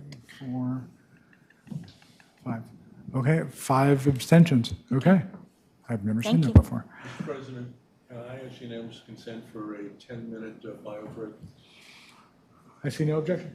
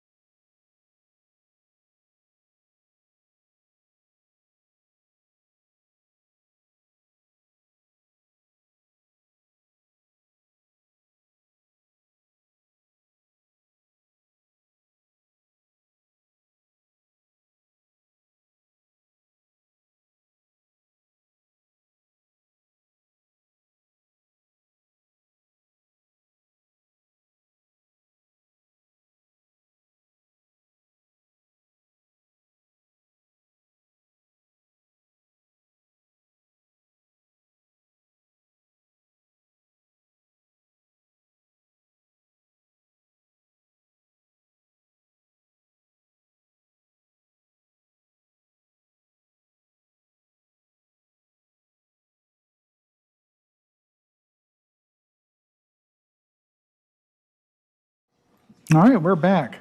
We are starting with item H, the CEO update. Turn it over to Mr. Lusk.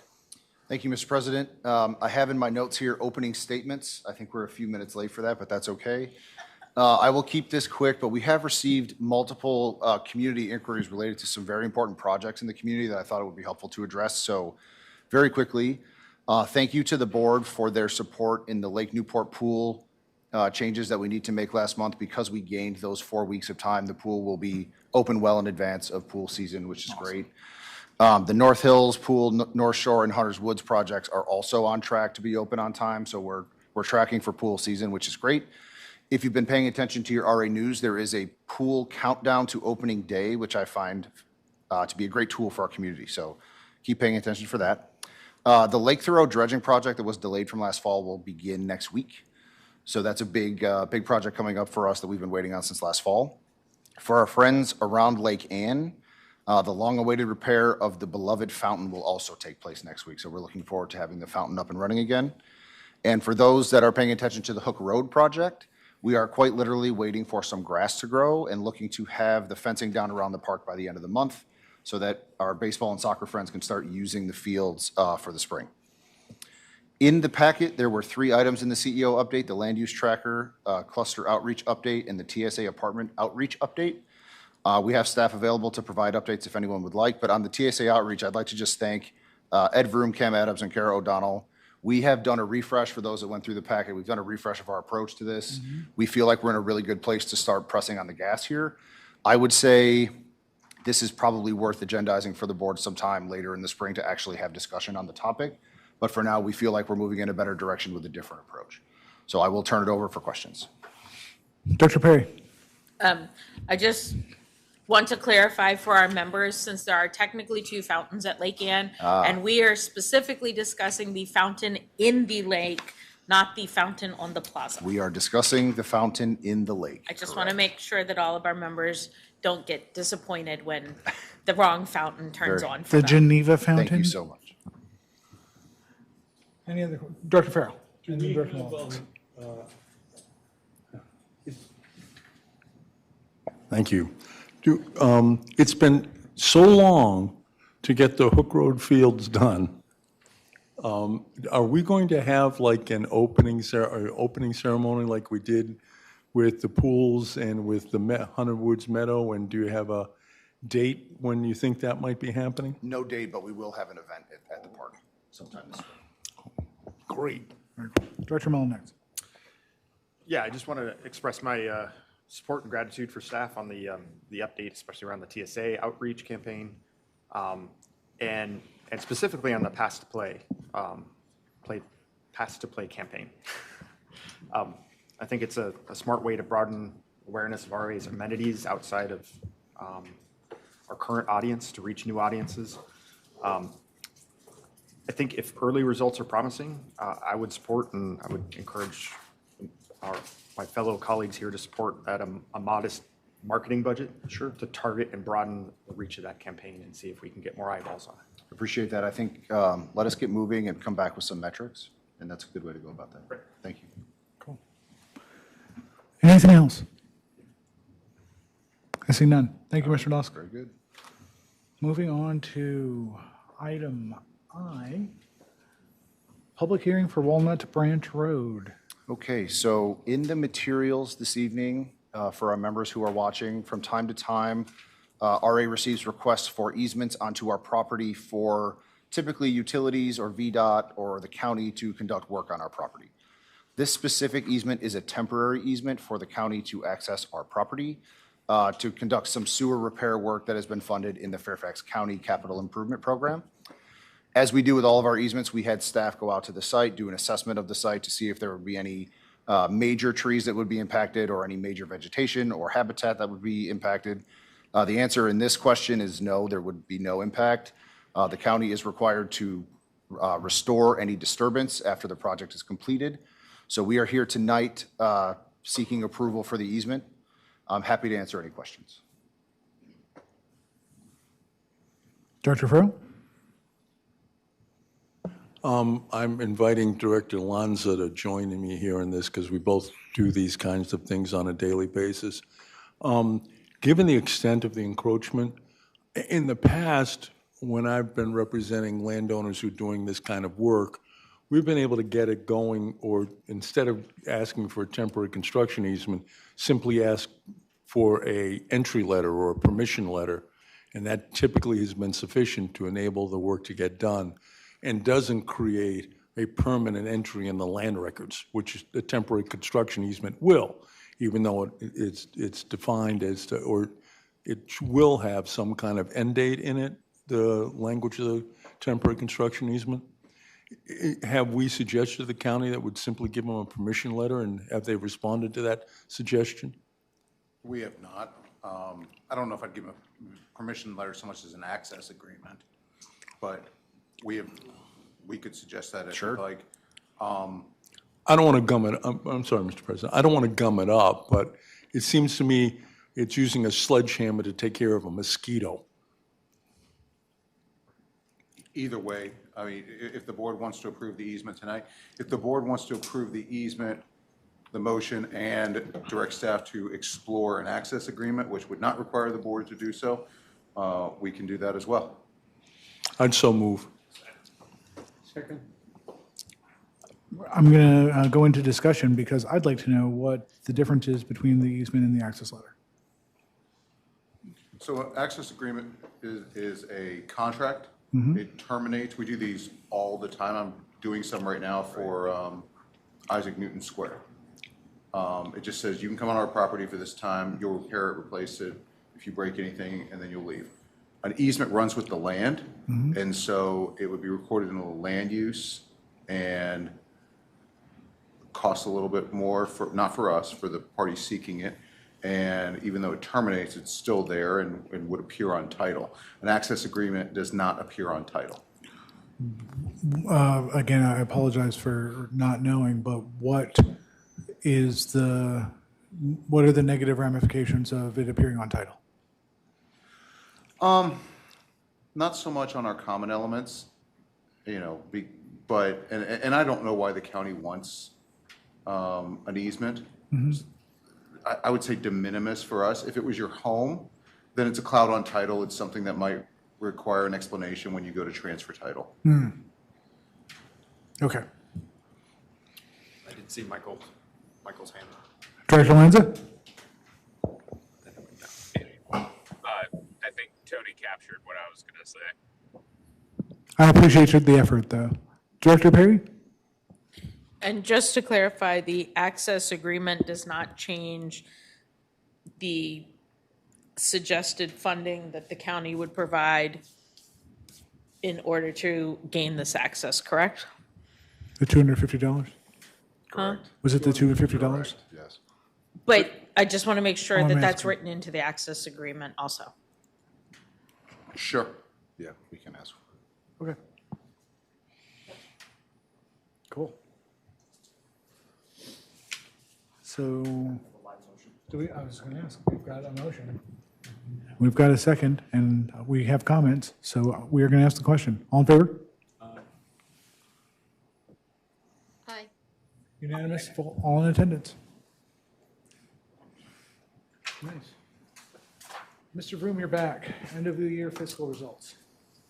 Okay, it's in the packet, basically starting on page 98, and there was a recording provided as well, but I'll hit just a couple quick highlights and then take any questions that you have. But these are the unaudited financial results for 2025.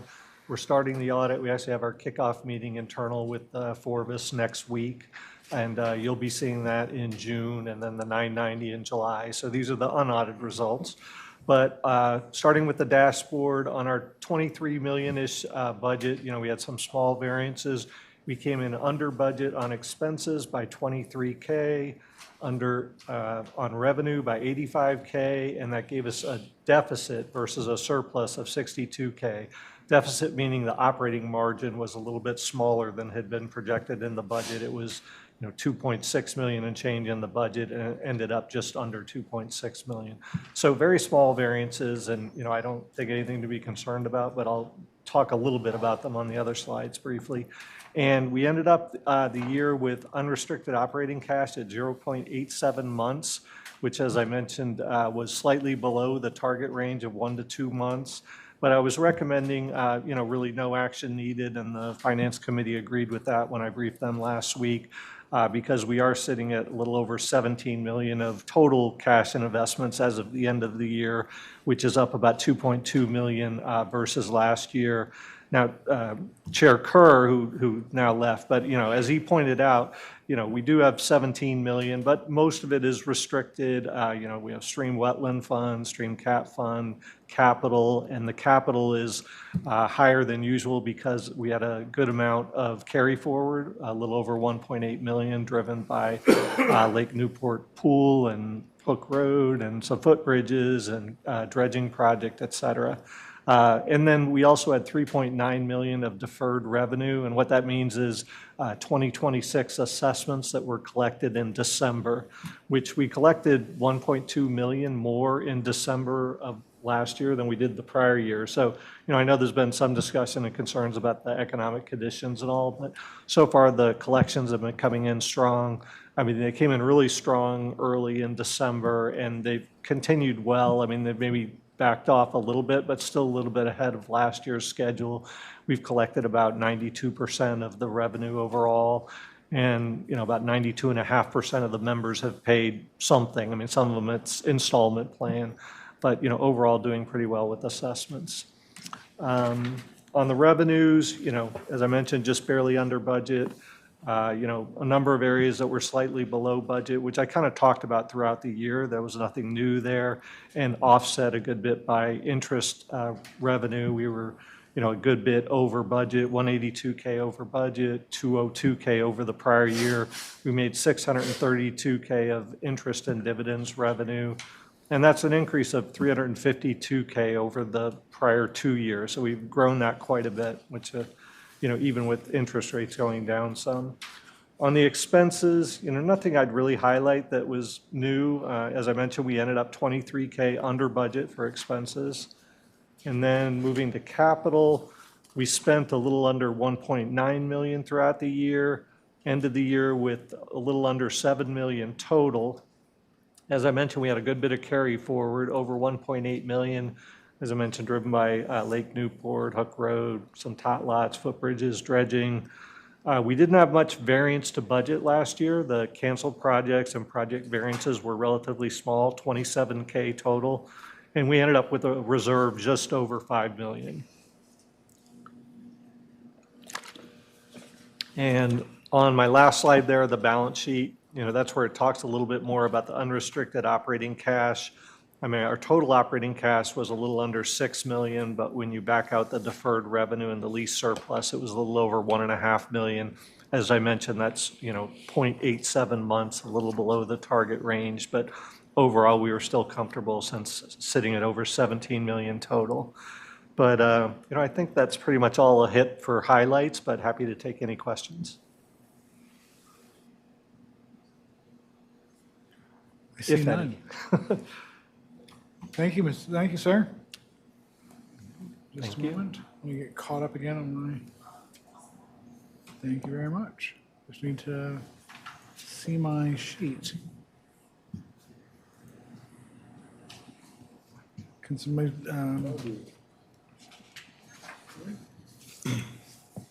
Okay. Yeah. Dogwood splash pad. Okay. Fair enough. Thank you. Okay, so earlier this evening, we heard a few member comments related to activities at the Dogwood Recreation Area. So I thought it would be helpful tonight, because there was materials in the packet, we heard member comment. I thought it would be helpful just to give a quick rundown of where we've been with this topic, what we're doing, and where we think we're going, and then happy to take any feedback. So in June of last year, David and Robin, who both made member comment this evening, made similar comments last June. Our immediate response at that time was to increase our maintenance presence at Dogwood. CSF started sending daily or almost daily photo and video logs of their work. We started pulling more trash. This was initially thought to be a trash and perhaps unhoused issue. Over time, we have determined that it is not that issue. These are folks who may live in that neighborhood that are using the pavilion for partying and other activities. So here's what we've done to date. Last October, we organized a community meeting that included the police department, representatives from Supervisor Elkhorn's office, a bunch of different RA departments, and members of the community to kick off what we thought was a safety and monitoring and engagement process. We have gone down the road, per Ms. Schell's comments this evening, of putting a fence around the splash pad. We are looking at perhaps redesigning the splash pad to add to the CIP for 2027. We continue to engage with the supervisor's office on this topic. We are looking to get some bilingual engagement going at the pavilion to try to talk to our friends who are hanging out at the pavilion. We're also setting up a training opportunity with the fire department. The fire department has a civilian arm that will come and do fire training, so we're working to set that up at the moment. We're continuing to work with the police department. We've had varying success with how that's going. A lot of times when the police show up, the nefarious activity will cease, so we're running into that issue. The grill, as was mentioned, the current grill is a problem. We have discussed multiple options, including the ones that were recommended tonight. I have been leery of removing the grill, as if we remove the grill and fires are started on the ground or elsewhere, that creates a different issue. So we're exploring different options for the grill. And then in the packet this evening, there is a plan. We called it the 2026, 2027 Dogwood Engagement Plan, all of the things that we're doing that I'm hitting on a high note now. So we're trying to hit it on an engagement level. We're working with the community on this topic. There may be a capital improvement solution to this problem. For those that aren't as familiar, the Dogwood Splash Pad currently sits in an open area that's sort of in the walking trail. So the member that made comments this evening is not wrong. There are dogs and other things that are walking through the splash pad because that's where the pathway is.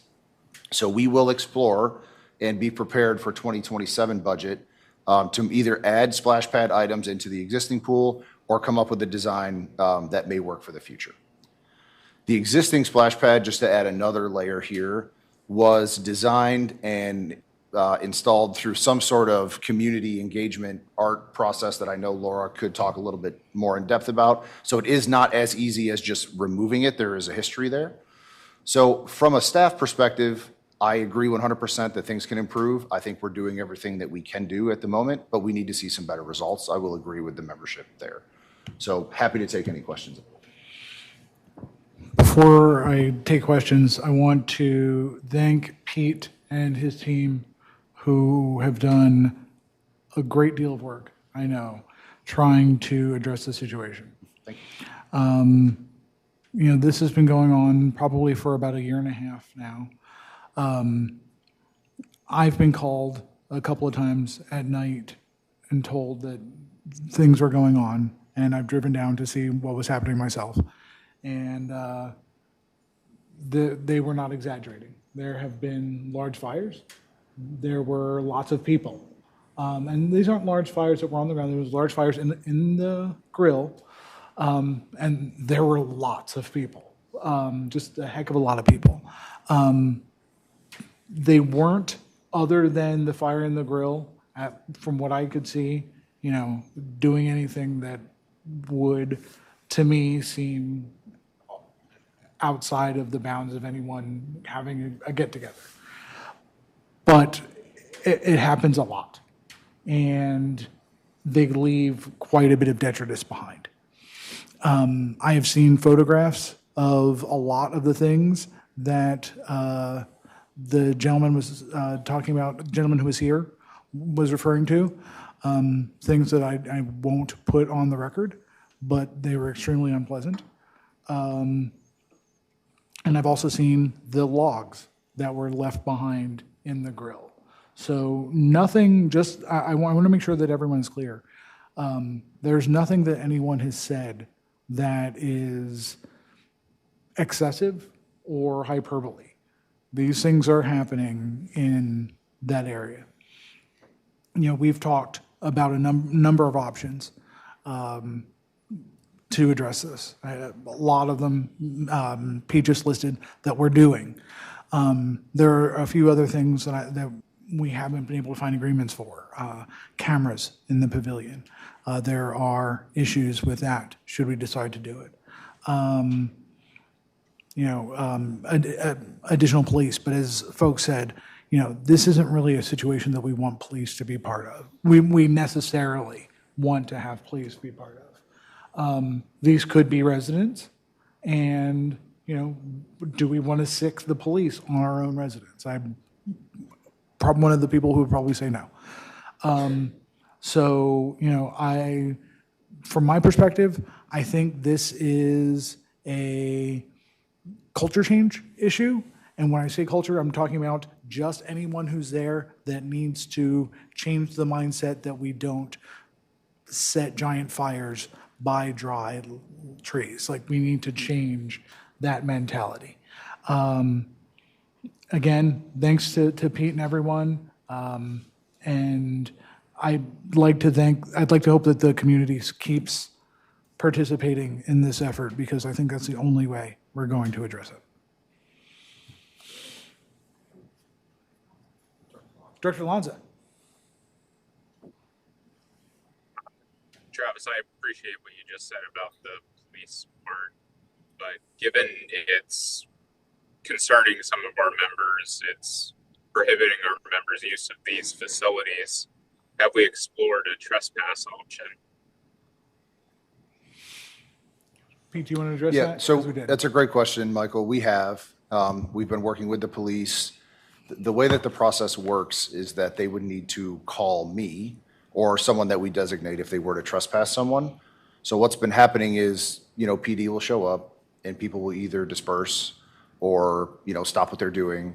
So we're running into that kind of issue where the police are willing to work with us, but they're not seeing the behavior. So we're kind of on this Ferris wheel, which is why I think, from a splash pad perspective, exploring a design option is probably our best route there.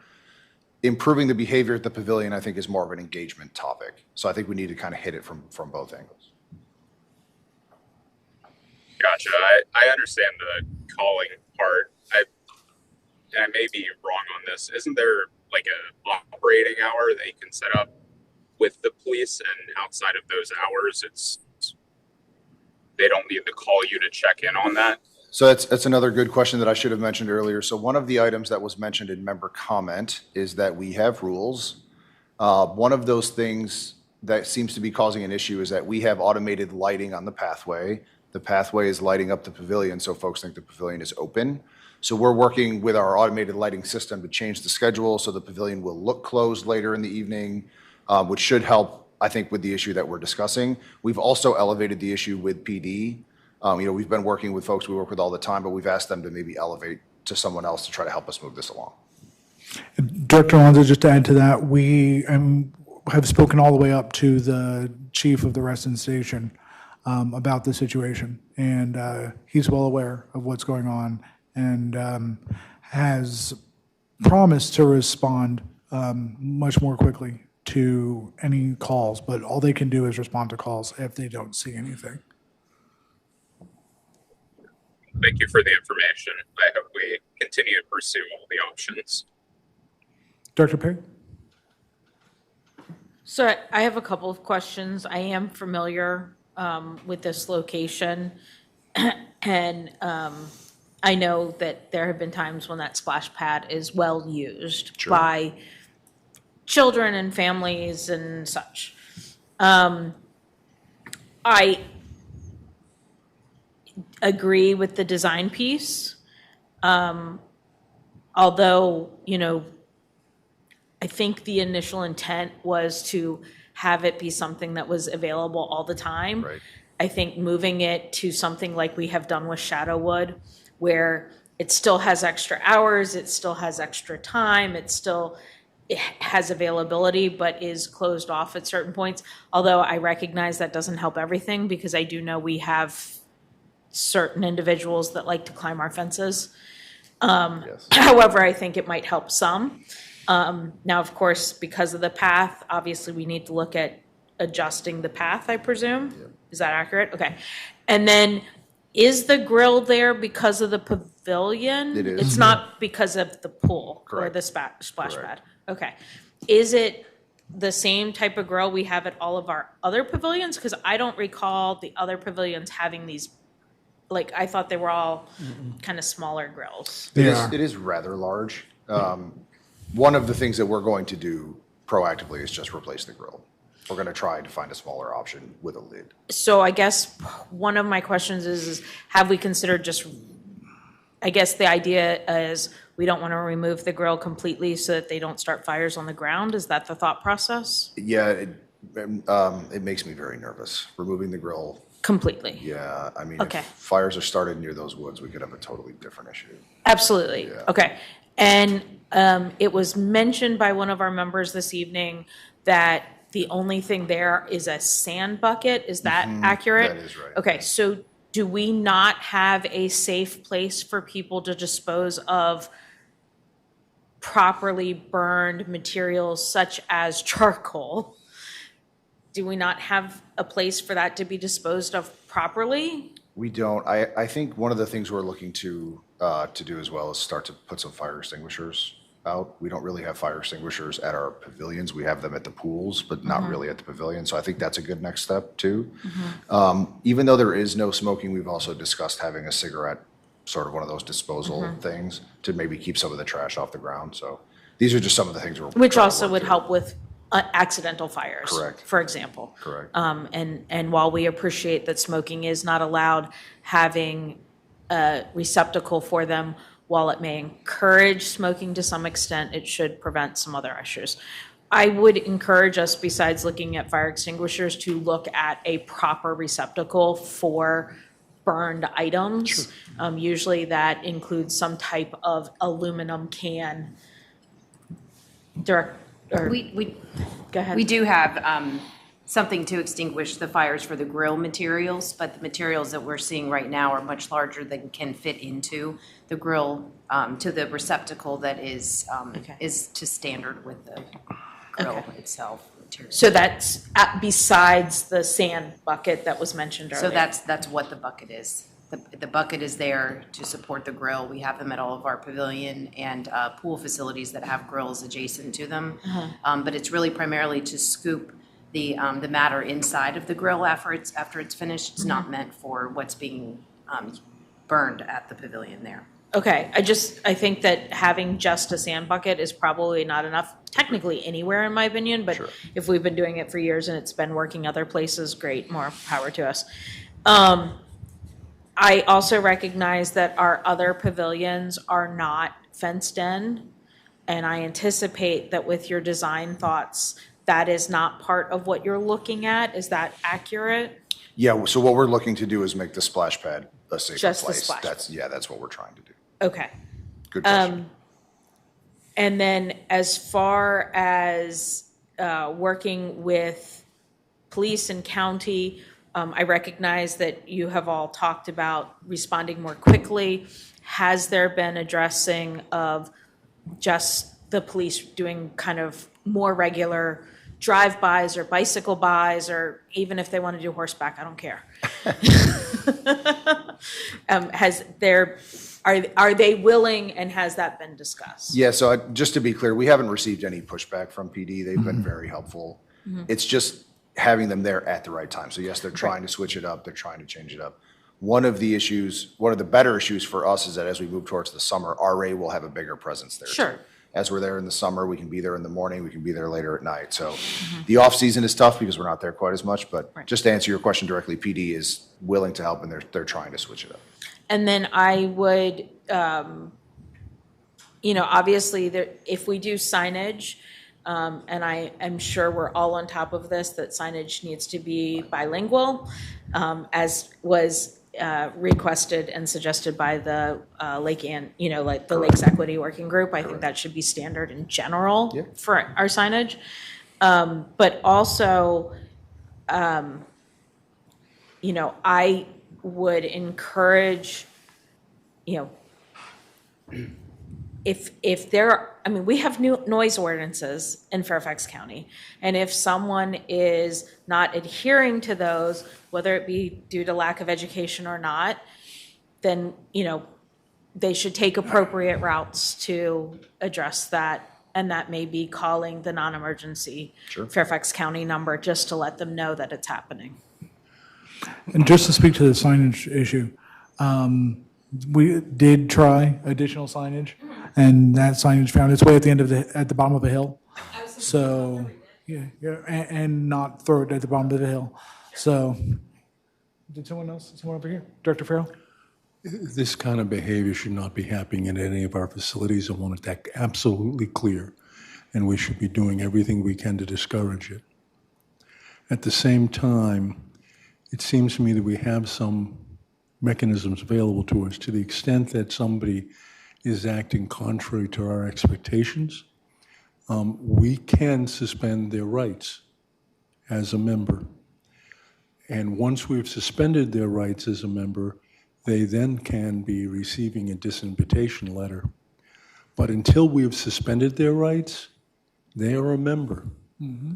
They're allowed to be on that property. This issue came up, as you recall, at Hunter's Woods. There were people who, on a Friday night at the end of the work week, enjoyed spending social time with their compatriots. Mm-hmm. And we had some complaints about that. Now, they were not behaving in the way I heard people behaving at Dogwood. They were simply sitting on a bench and having a cerveza and, playing some music. And they were entitled to do that because they're members. And so in trying to correct the clear misbehavior at Dogwood, this isn't right. I want us not to run afoul of these people's rights as members, and I want to follow regular procedure.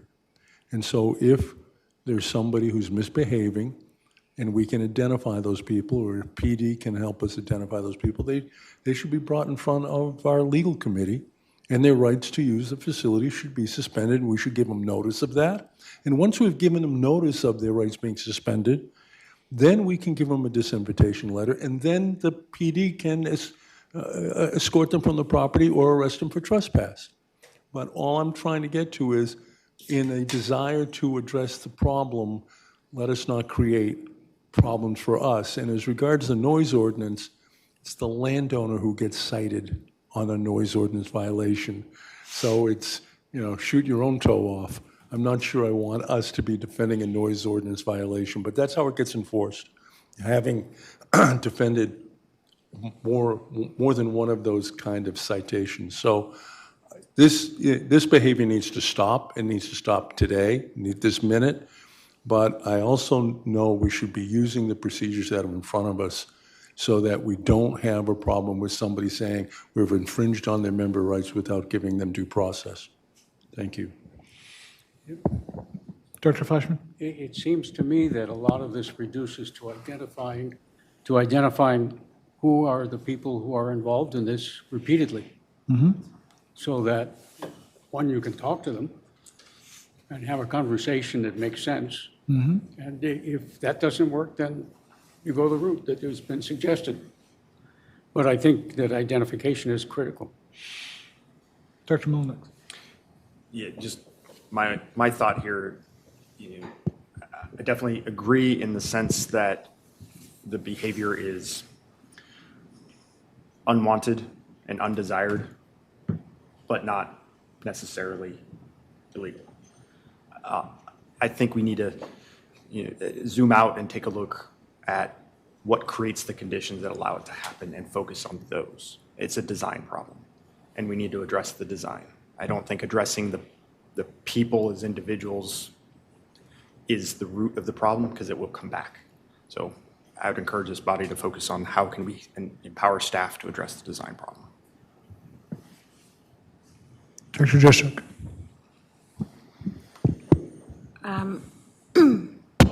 I think that there might be a design problem in part of it. As our acting CEO said, we have a path that crosses a splash pad. But I would be very hesitant to change the design of anything at this particular location that we have 10 other locations that have those same exact items and we're not having the issues in.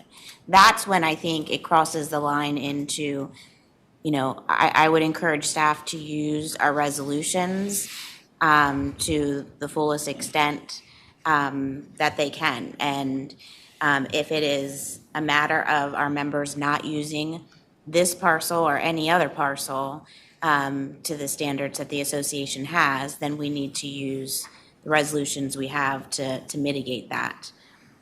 So I'm more in support of a design change if we have determined that there are competing uses that are conflicting with each other that we didn't think about when we first came up with the design.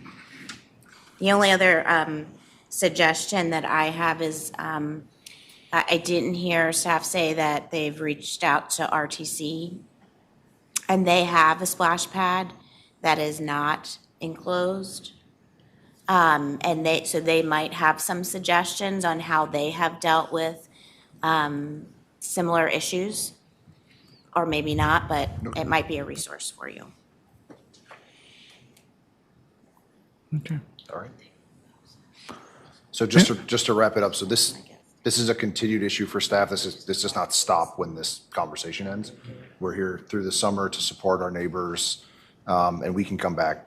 What we can do is maybe include this periodically in our CEO updates so everyone is aware of what's going on. That'd be great. Very good. Thank you very much. Thank you. Moving on to item M, Samuel Morse recommendation letter. Natalie, your turn.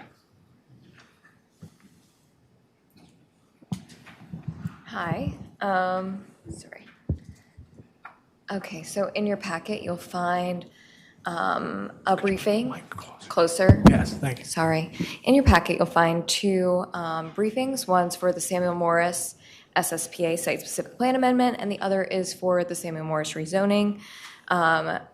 Today, we're asking you to read the SSPA one and provide feedback on the rezoning. However, just to keep in mind, for the rezoning, their Board of Supervisor or Planning Commission date is in the beginning of May, and if you don't have an April meeting, that might pose some issues with participating in the process. So, happy to take any questions, especially about the site-specific plan amendment. Included in your packet was the staff report, which came out and related to Samuel Morris, and which they presented an option. So with the SSPA, they present the actual amendment to the comprehensive plan as an option for development on that specific site. So I just wanted to explain that. I'm happy to take any questions. Director Farrell. I'm going to move that I'm sorry, thank you. What would I do without you? I move to and I won't be surprised if there's an amendment to this motion, so it's okay. I'm going to move to send the recommendation letters, both letters, to Commissioner Carter and Supervisor Alcorn and the applicant team as drafted in the staff report. Is there a second? Second. Motion is made and seconded. Comments and questions? Discussion, as it were. All right, seeing, Director Dreschuk, I'm sorry. I sent my comments to the board, and I just would like to have them added to the official record. I disagree that we're at a point where we're ready to send a comment letter, although I think it's due. I think there is more discussion that is needed, but I'm going to refrain and abstain because I don't think that our process, I don't think we have a process for land use that is advantageous to the board taking positions at this point. I just hope to have a better process in the future. May I inquire, Mr. President? Please. Director Dreschuk, you and I have talked about this case.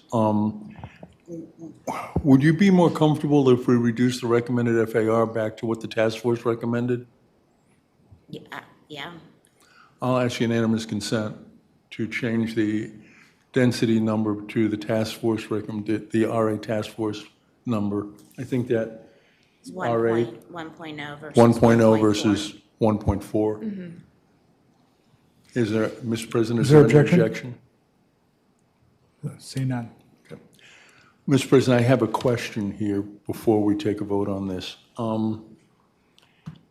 I have seen, and I don't mean to put our staff on the spot or our president on the spot, but in the past, when organizations such as ourselves make comments on SSPAs or rezonings or the like, it has been the practice of comparable organizations, like McLean Citizens is my go-to example, for someone from the organization to appear at the public hearing in order to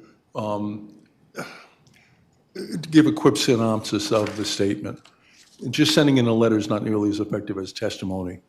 And I would hope that between yourself and our CEO, and not to put this on Ms. Serio, but that there would be an arrangement so that a spokesman on behalf of the association appears at the public hearings to make sure that our comment letter gets in to the record and to address any questions that might arise from the Planning Commission.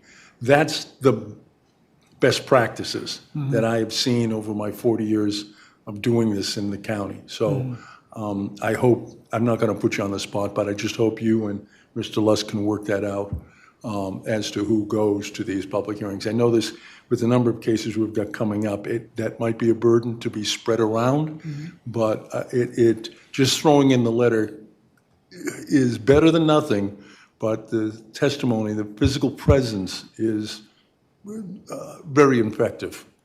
I don't see why we can't, if not myself and Mr. Lesko, Ms. Serio, or, we have other qualified members of the board who can participate as well. So I'm trying to suggest it not be Ms. Serio. She's a lovely person, but a member of the board has more gravitas. Our CEO has more gravitas. So that's why that's where I was trying to get to. She's terrific. She does great work for us. I just think that it has more gravitas if a member of the board or our CEO does the presentation. Well, I'm going to leave that to the CEO to make the determination as to who from staff goes. But as far as this body, I would absolutely be happy to do it, or other members who are welcome, who are willing to do it. Certainly. So we have a live motion. I like live motion. So we've got a motion, and it's been seconded, and then we've just had comments. Any others? Seeing none, all in favor? Aye. 1, 2, 3, 5 in the room in favor. Director Santa or Lanza? Abstain. Okay. Then we'll get there in a sec. Against? Against. 2 against. And then we've got 1 abstention, I believe, from Director Lanza. 5-2-1. All right, moving on.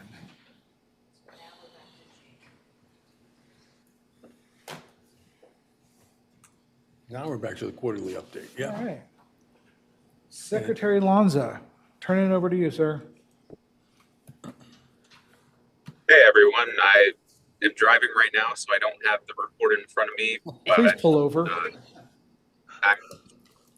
Peter and I are happy to answer any questions you guys have. So opening up to the room, are there any questions? Director Farrell. Mr. President, I had a conversation earlier today with Mr. Lusk regarding the goat trail at Larka. The board has signed the documents that need to be signed in order for us to be able to do the work. My concern is that by listing it as completed, somebody might think the work's been done, and the work has not been done, as anybody who's been at Lake Ann lately. I'm given to understand it's anticipated that the work will get done this year, but I wouldn't want that item to disappear from the quarterly update until the work is completed. So if we could move that item over to the other category, I'd ask unanimous consent for that. Any objections? Seeing none. All right. That's all I got. Cool. Any other questions or concerns? Questions? I see, again, none. Moving on to item O, Board of Directors Code of Conduct. I don't have a great deal to say about this. You have seen the draft that I've provided.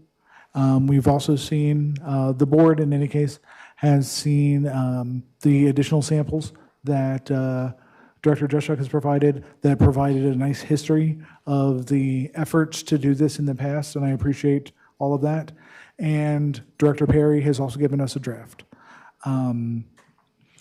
So, you know, thoughts, discussions? Maybe a question first before we discuss substance. Director Mullenix? Sorry. Thanks. Given the number of attachments and prior efforts dating back years and years, I guess I would like help understanding what, if anything, of that is currently adopted policy versus historical working material. I can give us a small update, but Tony might be able to, whichever. None of it has been adopted. Okay. There's However. a little tiny small smidgens that made it into the Code of Ethics. Because at one point, the board and committee were talking about basically a combined work product. So there's very small smidgens that made it into the Code of Ethics. May I make a? Please, Director Perry. So I will say, when I went through and did my best to merge the current along with the historical, you know, for example, in here it talks about our annual disclosure of things. We already do that. This just incorporates it into, not only do we agree to do it, we agree to do it honestly and ethically. So, you know, I think, again, I would agree with Director Juszczyk that there's teeny tiny pieces that may kind of be here and there, but that's probably about it. Point of clarification, are you referring to the conflict of interest resolution? Okay, you said code of ethics. Oh, sorry. Yes. No, the one that we signed off on. Thank you for correcting me. Director Fleshman? No, I was going to add that it Oh, was a okay. conflict of interest that I thought we had already adopted. That may need to be modified, but it's there. All right, so we've got a lot of information on the docket. So my thought is we can either try to approve, Director, okay, we can try to approve one of them, or we can take all of the information that we've gotten so far, put together a little working group, and come back with a work product that the board can just take action on. Dr. Farrell. So I have a motion. I'm going to ask that the board direct general counsel to review the most recent draft against our governing documents. Our governing documents include a reference to Robert's Rules of Order and to advise us on the degree to which the proposal is already reflected in our government documents by being reflected in Robert's Rules, and to advise us as to which of these items are beyond Robert's Rules, so that if the board chooses in its infinite wisdom to adopt this thing, we can know to what degree are we complying with already existing governing documents, and to what degree are we going beyond our existing governing documents, so that it is a informed decision by the board. And I'd ask that that review be completed and returned to the board by July 1. Council? Motion's made. Is there a second?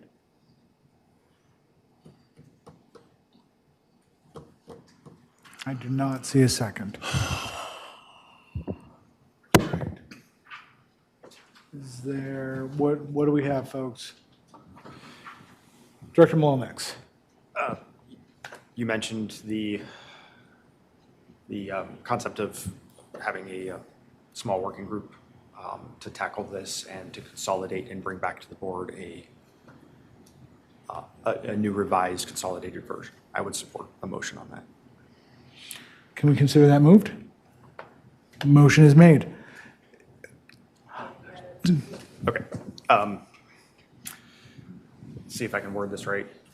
Move to direct the president to convene a small working group to consolidate the current draft materials into a single proposed code of conduct for future board review. By when should the president do that?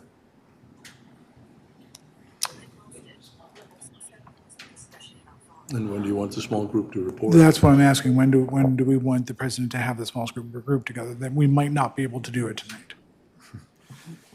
Do you have input into that? Inside of a. July 1st? By June 1st. June 1st? Yeah. By June 1st. Okay. Would, I believe I heard Director Mullinex say a small group of no more than 4 directors. You sure did. would the maker of the motion be amenable to consulting with counsel prior to bringing any work product back to the board? Yes. Let's add to that, if we can, that the small working group would consult with counsel prior to returning the work product to the board. All right. Motion is made. Is there a second? Second. Motion is made and seconded. Further comments? Director Juszczyk. I'm not going to support the motion because I've seen the history of this come through, and I don't want something like this done behind closed doors. There were many, what you guys didn't see in everything I went through is there have been many member comments and very strong member comments over the years related to this topic. And so I really think that this is something that needs member purview, and the members that want to get involved need to have a voice in this. So because that's not part of the motion, I'm going to vote no. Would you like to amend the motion? Okay. All right. Further comments? Seeing none, all in favor? Aye. 2, 3, 4 in favor, 5 in favor, against? 1, 2, 3 against. 5, motion carries 5-3. What's that? Joel's not here. Yeah. Thank you. Lance is gone, no, he's here. Okay.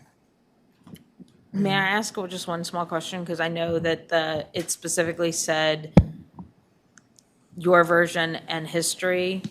I would hope that my version would also be taken into account in reviewing that. From my perspective, we are taking into account everything that's been brought to the table. Okay, moving on to executive session. Does anybody want to make a motion? Have anything? Yeah. We've got a couple. Volunteer. Oh, Yeah. okay. So, Mr. President, I move that the Board of Directors of Wrestling Association convene an executive session to discuss personnel matters. You got a contract or personnel matter? Contractual and personal. No, we don't have any contract. No? I'd like to consult with counsel. I have a question. Okay.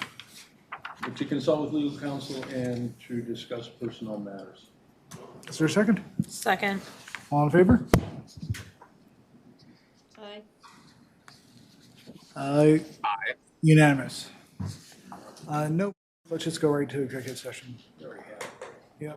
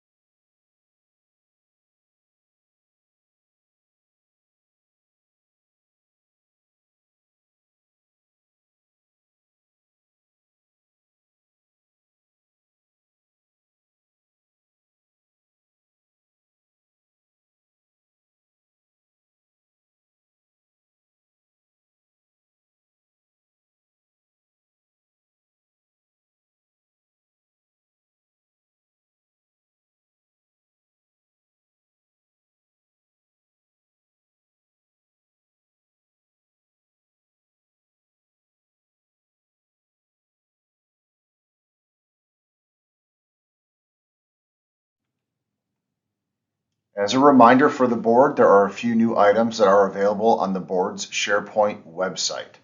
These include the land use tracker, which is a live document for projects that staff are tracking within the county, and the agenda backlog or parking lot that staff have committed to providing at each board meeting.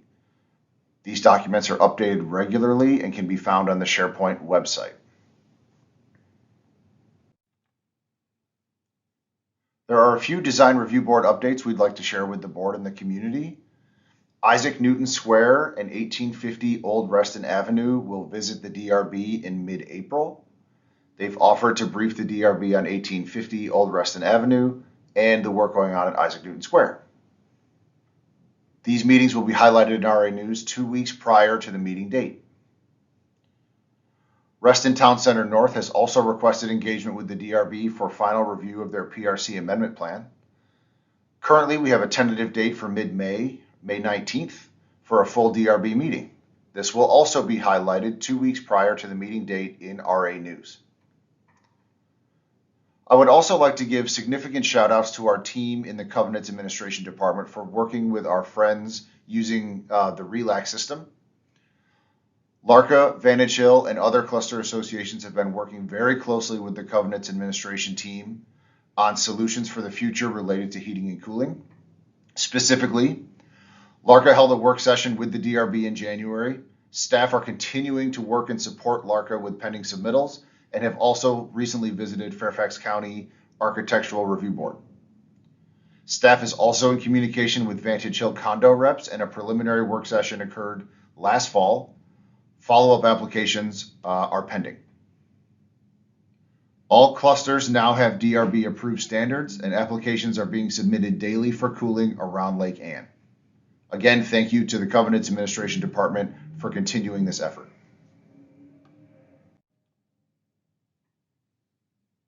Staff are actively tracking many land use projects within the county. Highlighted on this slide are Samuel Morse Drive, Isaac Newton Square, the Lake Fairfax Business Park, and Roland Clark Place. Staff are tracking many projects that will have Planning Commission dates in the summer of 2026, but in the more immediate, Samuel Morse Drive is anticipated to visit the Planning Commission in April for the site-specific plan amendment, and will visit the Planning Commission regarding their rezoning in mid-May.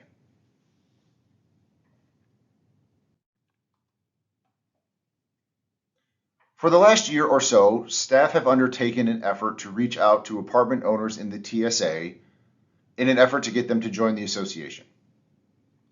Staff have reported on this topic to the board of directors multiple times over the last year or so, and have decided to pivot and create a new opportunity for engagement with these apartment owners to try a new approach. The following slides outline this approach. Staff are open to any questions or feedback related to the updated approach. The last update to the board of directors on this topic was in March of 2025. Conversations with representatives from these apartments are ongoing. Staff have established many contacts with the owners of these apartments. And the feedback has been the following. There is a significant cost to joining, or many are non-responsive or non-committal to speaking to the association with our previous approach. Staff are recommending a small pivot, and that information is on the following slides. So what we've done is create two different campaign initiatives. Why join RA? What is the reason? What is the benefit? And creating RA's Pass to Play campaign, which we feel like is a very strong approach to gaining more Recreation Pass users for our facilities. So why join RA? Our approach is to say that it pays for itself. There are no upfront or costly capital expenses for owners if you are to join the association, as the association maintains these assets. It helps to avoid costly ongoing maintenance, and RA continues to invest in its facilities, as you see in the table at the bottom of this slide. Also, in the region, this is an incredible value. Membership to RA includes 15 pools, as we know, 50 plus tennis courts, 4 lakes, 55 miles of trails, and community events all included in the membership. Regionally, compared to the RA assessment, we are a great value. This is the point that staff are trying to make to apartment owners as to why to join the association. Additionally, once you join, you have a voice on the board of directors. As an apartment owner, we have a representative on the board. Provides each member and tenant with a voice, provides volunteer service opportunities, including committees, and also aligns with the vision of the association. There are protective covenants, and property values will continue to increase based on these protective covenants. The second approach, aside from approaching the owners of these apartment buildings, is to create a new campaign for non-members of the association to purchase a non-member recreation pass. The board will remember that a few years ago, the non-member recreation pass rate was set to match the annual member assessment rate. The purpose of the Pass to Play campaign is to focus on non-members of the association who may live in an apartment building to join the association and enjoy all of our amenities for one simple price. Our key audience are folks living within existing apartments or condominiums in the TSA, local families not living within the RA boundaries, young professionals, or recreation enthusiasts. One of the biggest pieces of feedback that we receive each year at the Lake Ann Farmers Market is the opportunity to use RA amenities and how can I do that? How can I join?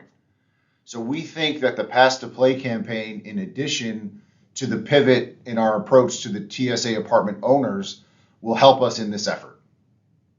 I'd like to personally thank Cam Adams, Kara O'Donnell, and Ed Vroom for their work on this effort. We will continue to update the board each quarter on this effort, and we look forward to a renewed approach. Next, you will hear the cluster outreach update, and then the presentation will wrap up for this meeting. Thank you for listening. We're looking forward to answering any questions.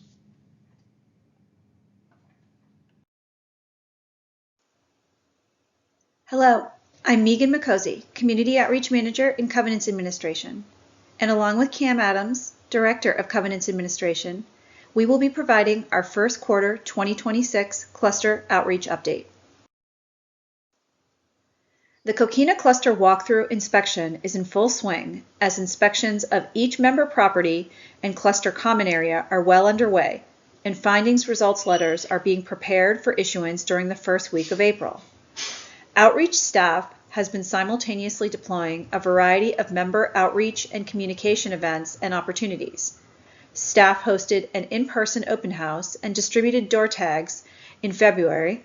We have a virtual open house planned for March, and 2 more in-person drop-in events planned in April and May.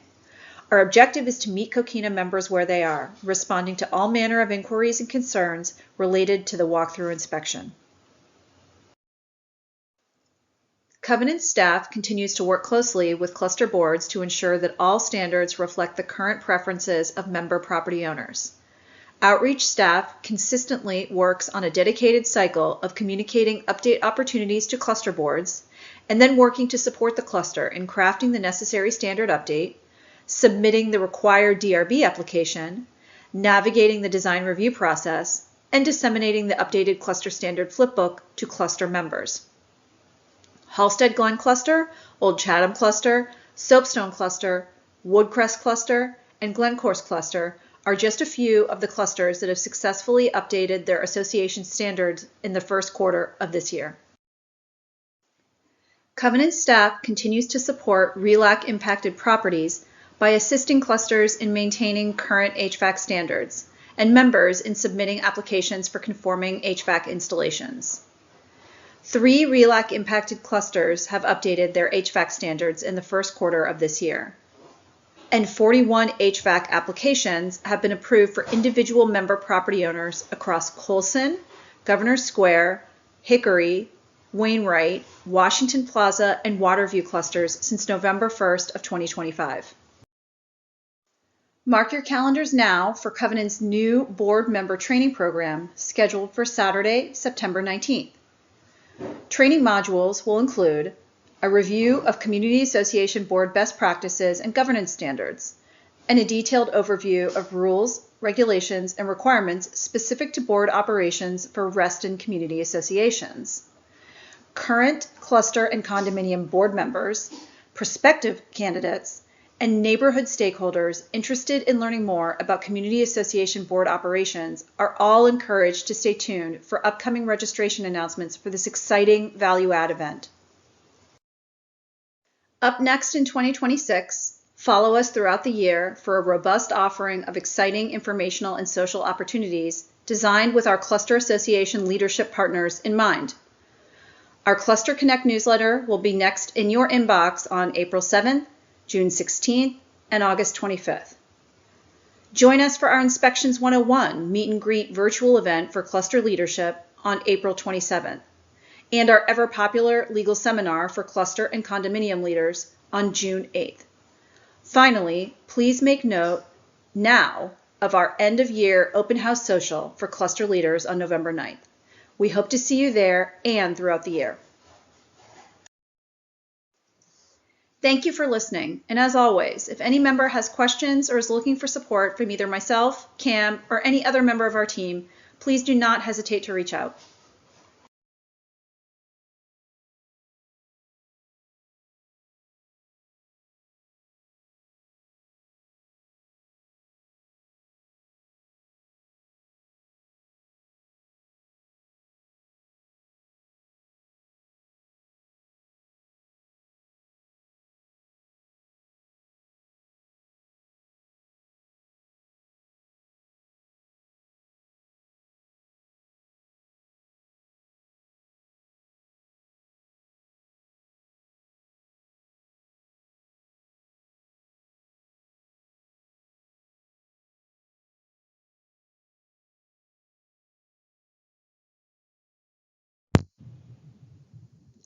Hi, this is Ed Vroom, RA CFO, with the financial update for the RA Board of Directors meeting on March 26, 2026.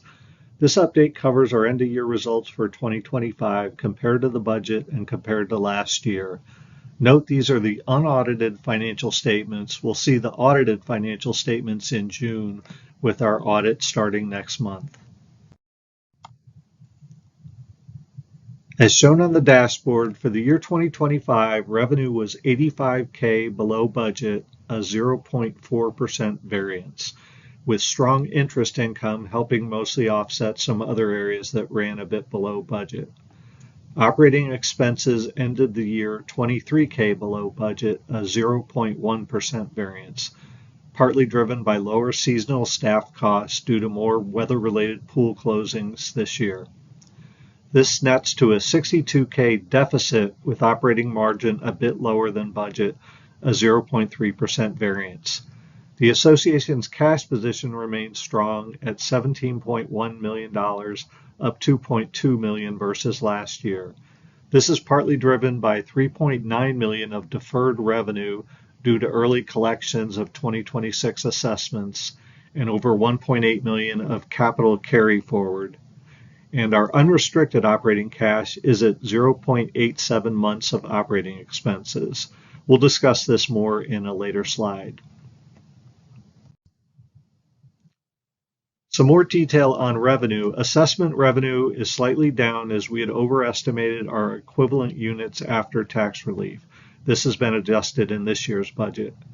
Our transfer fees were below budget due to fewer home sales, and credit card fees were below budget as even more members moved away from credit cards after we implemented the surcharge, taking advantage of the other options that incur no surcharge.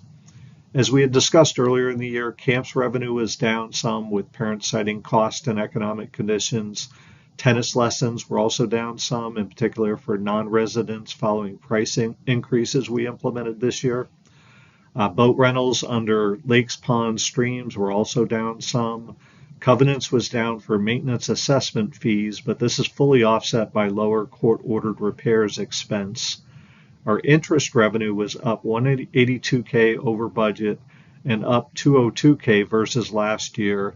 It's been up $352K versus 2 years ago. Our judgments revenue was up $71K versus the budget, although with some higher associated legal expenses. Moving to expenses, functionally, people costs were $74K below budget, primarily due to seasonal and payroll taxes being lower due to weather-related pool closings. Benefits were also down due to lower workers' comp and some of our new hires this year being on their spouse's medical insurance. As mentioned earlier in the year, professional services included the additional condition assessments, and legal expenses have run above budget. Utilities were up primarily due to water and aquatics.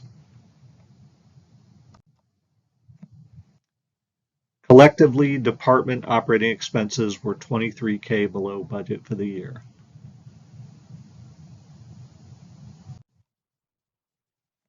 Moving to capital, as of the end of December, RA had a total of restricted cash and investments for capital of a little over $6.9 million, with a little over $6.6 million in RRF funds and $265K in CAR funds. Investments were very favorable last year, with $122K of interest and dividends and $520K of market appreciation. For the year, we spent $1.89 million on capital. Our carry forward was over $1.8 million, driven by Lake Newport Pool and some other projects pushing out, but most of that is getting spent early this year. Our project variance was small for last year, overall $27K favorable. The capital reserve ended the year a little over $5 million, almost all for RRF, with $8K for CARF. Looking at the balance sheet, cash available to fund operations and meet current and future capital project needs remains strong. Total cash and investments as of the end of December was a little over $17 million versus a little under $15 million the prior year. $3.9 million was for deferred revenue for 2026 assessments collected in December. This was up $1.2 million versus the prior year, as we communicated early and often with members, and despite some concerns about economic conditions, collections have continued to be strong and ahead of last year's pace. Our unrestricted operating cash ended the year at $1.53 million, which is 0.87 months worth of operating expenses. This is slightly below the target range of 1 to 2 months, but would recommend no action given the overall fairly strong cash position. Thank you, and that is the conclusion of the finance update.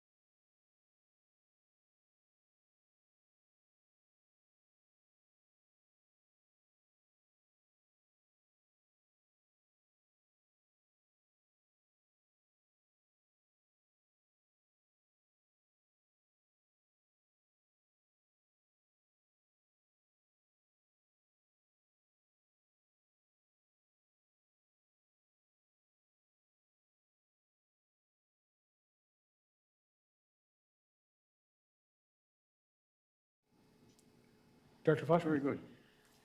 I move that the Reston Association Board of Directors certifies to the best of each member's knowledge that only those matters appropriate for executive session of a contractual nature, involving personnel matters and perhaps counsel, in consultation with counsel, were discussed or considered by the board during executive session. Second. Motion made and seconded. All in favor? Aye. Okay. I move Jump to. 14. Did you hear? Thank you. No. I heard Director Lanza. Okay. I move to approve Eden Anderson for the position of Associate Member of the Environmental Advisory Committee. Second. All in favor? Aye. Aye. I move to approve. Hang on. I'm sorry, We gotta get just- Santa and Lanza. Oh, sorry. Director Santa? I heard aye. Abstain. Abstain. Abstain. 701. Move to approve Katie Boswell for the position of Vice Chair of the Elections Committee through September 30, 2026. Second. Made and seconded. All in favor? Aye. Aye. Aye. Unanimous. Unanimous. Wow. Move to approve Jimmy Norcross for the position of Board Member of the Friends of Reston Association Board of Directors. Second. Motion made and seconded. All in favor? Aye. Aye. Unanimous? Get the next one.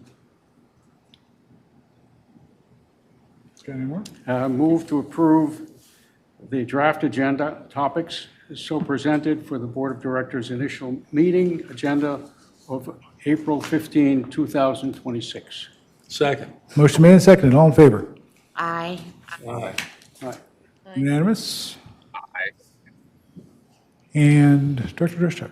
Motion to amend the approved April 15th, 2026 board agenda by adding a topic on board meeting schedule and budget schedule. Need a second. Second. Motion made and seconded. All in favor? Aye. Aye. That is 7 against. Motion, I'm sorry, and abstaining.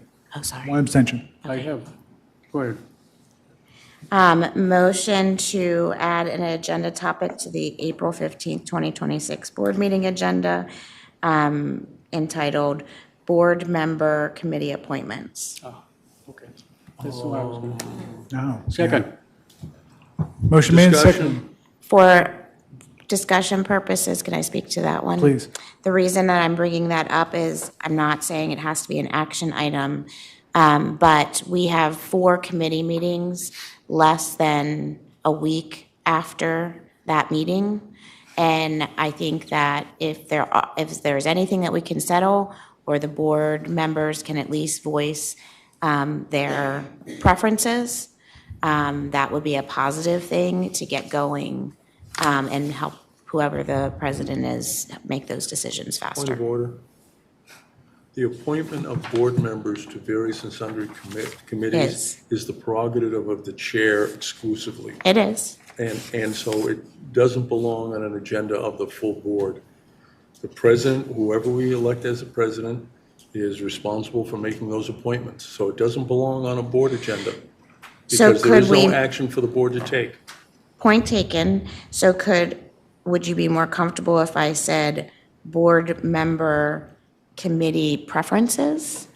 Doesn't have to be a board item. The president can, Mr. President, with your permission. Agreed. I understand what you're saying, John, but I have never seen a president not take into consideration, right, the preferences of the board members on the board. So I'm just trying to get that discussion or that ball rolling. Is there another suggestion you might have for, I think that's something you look to the president to take care of at them. On their own. On their own. That's their job. Well, in the past, we've had, because sorry, in I the keep past, doing we've had it. the email poll. Right, which is what I keep sending out because no board ever wants to take it up. And I'm done trying my best to get the board prepared to start immediately. I would like But you guys can vote against it, but I believe it was seconded, so go ahead and vote. I made a point of order that it's out of order. Tony, if we've got a motion that's made and then it's been requested to be out of order, what do we do? As a parliamentarian. The motion to have a discussion session is not out of order, except to the extent that it does conflict with the resolution that the only business of the April 15th meeting is to elect officers. Organization. So you guys are kind of already doing that. You can have a discussion meeting, but the board, John is correct, the board has no vote in setting these committees. Agreed. I mean, right now, should we continue the vote? If it is. I think you can continue the vote. All in favor?